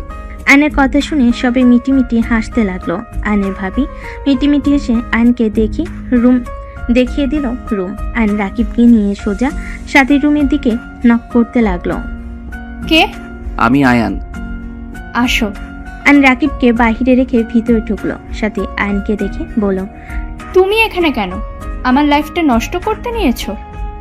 আবার দেখতে আসলে নাকি যে কেমন দেখা যাচ্ছে বিয়ের পর কেমন অবস্থা করব? সাথী বাজে কথা বলো না। রাকিব, ভিতরে আয়। রাকিব ভিতরে আসে। সাথী রেগে বলে, তুমি এখানে কি করছো? বের হও। এই চুপ করো, শুনো। আমি রাকিবকে বলেছিলাম তোমাকে পটাতে। হ্যাঁ মানছি আমি ওকে লোভ দেখিয়েছিলাম, কিন্তু রাকিব তো তোমাকে সত্যি করে ভালোবাসে। ওই তোমাকে লোভের জন্য ভালোবাসে নাই। তুমি শুধু শুধু ওর উপরে রেগে আছো। শুনো, রাগ, জিদ, অভিমান করে ভুল সিদ্ধান্ত নিও না, যা সারা জীবন পস্তাতে হবে। আমার কাছে আইডিয়া আছে, শোনো। আমার কিছু শুনতে হবে না। বের হও দুজন। আমার কারোর সাথে কথা বলার কোনো ইচ্ছে নেই। রাকিব সাথীর পায়ের কাছে বসে পা জড়িয়ে ধরে বলে, সাথী, আমি তোমাকে অনেক ভালোবাসি। আমি তোমাকে ছেড়ে থাকতে পারবো না। আমি তোমাকে নিয়ে পালিয়ে যেতে চাই। সাথী, আমার চাকরি হয়েছে। আমি জানি আমি তোমাকে তোমার আব্বুর দামি দামি কিছু দিতে পারবো না, তবে আমি তোমাকে কখনোই কষ্ট পেতে দিব না। আমি তোমাকে সুখে রাখার চেষ্টা করব। প্লিজ তুমি আমাকে ক্ষমা করে দাও। রাকিব কান্না করতে নিলে সাথী নিজের রাগ অভিমান ভুলে রাকিবকে জড়িয়ে ধরে কান্না করতে করতে বলে, আমার কিচ্ছু চাই না, আমি শুধু তোমাকে চাই রাকিব। চলো এখন পালিয়ে যাই আমরা। এই না, এখন না, আমার আইডিয়া শোনো। অ্যান্ড দুজনকে প্ল্যান খুলে বলো। কথা বলা শেষ হলে সাথী বলে, ওকে, এখন যাও দুইজন। আরে বউ, একটু দেখি না। শালা, কাকে বউ বলোস? অথুক্কু, বন্ধুর বউ মানে তো আমারও বউ, আর আমার বউ মানে তো তোর ম্যাম। অ্যানের কথা শুনে দুজন হেসে দিল। অ্যান রাকিবকে নিয়ে বের হয়ে গেল। অ্যান সোজা বাসে চলে গেল। অ্যান রাকিব রুমে বসে থেকে প্ল্যান করতে লাগলো। অ্যানকে ওর কাজিনরা ডেকে নিয়ে যেতে লাগলো। ওদের সাথে সাদেকি আড্ডা দিতে লাগলো। রাতে দুজন রুমে গিয়ে ঘুমিয়ে গেল। সকালে হলুদের অনুষ্ঠান শুরু হলে সবাই নাচ গান করতে লাগলো। নদী আয়নের দিকে তাকিয়ে হাসি মুখে হাসি রেখা টেনে আয়নের গালে হলুদ লাগিয়ে দিল। আয়ন নদীর হাত ধরে নদীর চোখের পানি গড়িয়ে পড়ল। আয়ন টান দিয়ে ঘুরিয়ে হলুদ লাগিয়ে দিয়ে বলে, আরে বিয়াইন আমাকে দিবেন, শুধু নিজেও তো নেন। আয়ন হলুদ দিয়ে হাসতে লাগলো। সাথে ওর কাজিনরা বন্ধুরা হাসতে লাগলো। গায়ে হলুদের অনুষ্ঠান শেষ হয়ে গেলে সবাই আড্ডা দিতে লাগলো। বিয়ের দিন চলে আসলো। 6টার দিকে বরপক্ষ হয়ে রওনা দিল। আয়ন রাকিব ওর বন্ধুরা সবাই বরের ড্রেস পরেছে। সবাই রুমাল দিয়ে মুখ ঢেকে রেখেছে। সাথীদের বাসার সামনে গেটে নামলে সবাই একসাথে ভিতরে গিয়ে বসে পড়ল। অ্যান্ড আস্তে আস্তে ওইখান থেকে সরে সোজা কাজীর কাছে চলে গেল। কাজীকে টাকা দিয়ে রাকিবের আর সাথীর বিয়ে সবকিছু লিখে রাখতে বলল। ওখানে ঠিক করে অ্যান রাকিবকে টেক্সট দিয়ে ওখান থেকে চলে গেল। অ্যান সোজা ব্রিজের নিচে চলে গেল। অ্যান শেরানি খুলে ফেলে দিল আর আকাশের দিকে তাকিয়ে থেকে ভাবতে লাগলো, আল্লাহ, আমার প্রিয় মানুষটা কেন আমার হয়েও হলো না? সাথীর মতো কেন আমাকে ভালোবাসতে পারলো না? সাথী রাকিবের ধোঁকা জেনেও তোকে কবুল করে নিল, আর আমার ভালোবাসার মানুষের কাছে আমি কি অন্যায় করেছিলাম? কেন সে আমাকে বলল ওই আমাকে ভালোবাসে না? আমি কি সত্যি কারো ভালোবাসা পাওয়ার যোগ্য না? আয়ন চোখের পানি ফেলতে লাগলো। আয়ন সারা রাত ব্রিজের নিচে গিয়ে কাটিয়ে দিল। সকালে ভোরের আলো ফুটতেই আয়ন ব্রিজের উপরে উঠে পড়লো। রিক্সা নিয়ে বাসে চলে গেল। রিক্সা ভাড়াতেই আয়ন ভিতরে চলে গেল। আয়ন বাসের ভিতরে ঢুকতেই বসার ঘরে গেলে সবাই আয়নের উপর রেগে কিছু বলবে। তার আগে নদী আয়নকে দেখে সিঁড়ি থেকে দৌড়ে নিচে দৌড়ে এসে আয়নকে শক্ত করে জড়িয়ে ধরে সারা মুখে চুমু দিতে দিতে বলতে লাগলো, আয়ান, সারা রাত কোথায় ছিলে জানো? কত ভয় পেয়ে গেছিলাম। আয়ান, আমি তোমাকে অনেক ভালোবাসি। আমি তোমাকে ছাড়া কাউকে ভালোবাসতে পারবো না। আমি তোমাকে আমার জীবন থেকে বেশি ভালোবাসি। আয়ান, তোমাকে আমার ভালোবাসতে হবে না। আয়ান, তুমি শুধু আমাকে তোমার আশেপাশে থাকতে দিও, আমার তাতেই হবে। তাও তুমি আমার থেকে দূরে যেও না। নদী কথাগুলো বলে হাউমাউ করে কান্না করতে লাগলো। সবাই হতভম্ব হয়ে তাকিয়ে আছে। আয়নের চোখের কোণায় পানি গড়িয়ে পড়তে লাগলো। নদী আয়নকে আষ্টে পিষ্টে জড়িয়ে ধরে বলতে লাগলো, আয়ান, আমি কাউকে ভালোবাসি না। আমি তোমাকে ভালোবাসি। আমার কোনো বয়ফ্রেন্ড নাই আয়ান। তুমি সেদিন আমার পুরো কথা না শুনে সোফায় গিয়ে শুয়ে পড়লে। আয়ান, আমি সেদিন তোমাকে ভালোবাসার কথা বলেছিলাম, তুমি আমাকে বুঝতে পারো নাই। আয়ান, আমি সবার মতো আমার ভালোবাসা আমি প্রকাশ করতে পারি না। তুমি তো আমাকে বুঝেও লাস্টে বুঝলে না আয়ান। আমি তোমাকে অন্য কারো হতে দেখতে পারবো না। নদী কান্না করতে করতে আয়নের পায়ের কাছে বসে পা জড়িয়ে ধরে কান্না করতে করতে বলতে লাগলো, আয়ান প্লিজ আমাকে ক্ষমা করে দাও, আমি তোমার কাছে ভিক্ষা চাচ্ছি। আমাকে তুমি আবারও নিজের কাছে টেনে নাও না, আমাকে লাস্ট বার সুযোগ দাও না আয়ান। আমি কথা দিচ্ছি তুমি আমাকে মেরে কেটে ফেলে দিলেও আমি তোমাকে ছেড়ে যাব না। প্লিজ আমাকে তুমি ক্ষমা করে দাও, ক্ষমা করে আমাকে একটা সুযোগ দাও না। নদী কান্নায় ভেঙে পড়লো। আতিয়া বলে ওঠে, আয়ান, নদী তোকে অনেক ভালোবাসে। 3 বছর ধরে তোকে আমি এইসব বলার চেষ্টা করছি, তুই আমার কথা না শুনে কল কেটে দিতি, নদীর কোনো কথা শুনতে চাইতি না। এইসব হচ্ছেটা কি? নদী তো আয়নের 1 বছরের বড়, ওর সাথে ওর ভালোবাসা কিভাবে হয়? ফাজলামি নিতেছিস? হ্যাঁ? আয়নের আম্মু আর কিছু বলবে তার আগে আয়ন নদীকে 2 হাত দিয়ে তুলে ধরে চোখের পানি মুছে দিয়ে বুকের সাথে জড়িয়ে ধরে বলে, কি করছো? আমার পায়ে কেন ধরছো? আমি তোমাকে ভালোবাসি আর সারা জীবন আমি তোমাকে ভালোবেসে যাব। তুমি আমার পাশে থাকো বা না থাকো, সেই দিন তুমি আমাকে ওইভাবে না বললে আজ একটা ভালো সম্পর্ক থাকতো। আয়ান, কি আবল তাবল বকছিস? নদী আতিয়ার 1 বছরের ছোট হবে, ওই তোর বড় বোনের মতো। ওই আমার বোনের মতো না, ওই আমার স্ত্রীর মতো। আর আম্মু বারবার বড় বড় করবে না, ভালোবাসে আবার বড় ছোট কোনো ব্যাপার না, একে উপরের মনের মিল থাকাটা মেইন। বয়স তো পানির মতো বাড়তে থাকে। আর নদীকে যদি তোমাদের কারো বৌমা হিসেবে মেনে নিতে কষ্ট হয় তাহলে বলতে পারো, আমি নদীকে নিয়ে চলে যাব। তারপরও কারো কথা শুনে আমার ভালোবাসার মানুষের হাত ছাড়তে পারবো না। আয়নের কথা শুনে আয়নের আব্বু বলে, রাহেলা, রাগ করো না, আমাদের সন্তানেরা যার সাথে থেকে সুখে থাকবে তার সাথে বিয়ে দেওয়াই ভালো। আয়নের বড় চাচু বলে ওঠে, যাক, ভালোই হলো। শফিক, শোনো, আমরা সবাই যখন আসি এই সুযোগে ওদের বিয়েটা দিয়ে দাও। কাজী নিয়ে আয়। আয়নের বড় চাচুর কথা শুনে আয়ন খুশি হইল। রাফি কাজীকে ফোন দিয়ে চলে আসতে বলল। কাজে আসলে আয়ন নদীর বিয়ে পড়িয়ে দিতে লাগলো। বিয়ে পড়ানো শেষ হলে রাকিব সাথে সাথে এসে বলল, ছি শালা বাবু, ছি, ম্যামকে বিয়ে করতে লজ্জা লাগে না? ছি বন্ধু কাজিন, ছি। এই ঢং বন্ধ করো। ছিছি করলে সাথীকে নিয়েও বাসর ঘরে চলে যাব। আমি রাজি। কুত্তা বিড়াল কি বলো? গলা টিপে মেরে ফেলবো। নদী আয়নের গলা ধরে সবাই হাসতে লাগলো। আয়ন নদীর হাত ধরে বলতে লাগলো, আরে আরে বউ, মজা করছি। সাথী রাকিবের বউ, বন্ধুর বউ, তার উপরে কাজিন, আবার বিআইন, একটু মজা করছি। সরি জান, ছাড়ো, ব্যথা লাগছে। যাই হোক, বলেন কেন? আয়ন উঠে নদীকে কোলে তুলে নিল। সবাই মিটিমিটি হাসতে লাগলো। নদী লজ্জায় আয়নের বুকে মুখ লুকিয়ে নিল। আয়ন নদীকে নিয়ে চলে গেল। রাকিব বলতে লাগলো, শালা বাবু, আরেকটা বিয়ে করলে আমাকে ভাগ দিস। তোর মনে হয় মার খাওয়ার ইচ্ছে জাগছে। সাথী মারতে যাবে। রাকিব কানে হাত দিয়ে উঠবোস করতে লাগলো। আর আয়ান নদীকে খাটের উপরে গেলে দুষ্টু হাসি দিয়ে এগিয়ে যেতে নিলে নদী দুষ্টু নজরে তাকাতেই আয়ন ফিক করে হেসে বলল, আরে বাহ, বউকে পুরো পুচ্ছি লাগছে। তাই দেখাচ্ছি মজা। নদী কথাগুলো বলে আয়নের শার্ট ধুয়ে টান দিয়ে নিচে ফেলে দিয়ে ঝাঁপিয়ে পড়ল। আয়ন নদীকে নিয়ে সুখের সাগরে চলে গেল।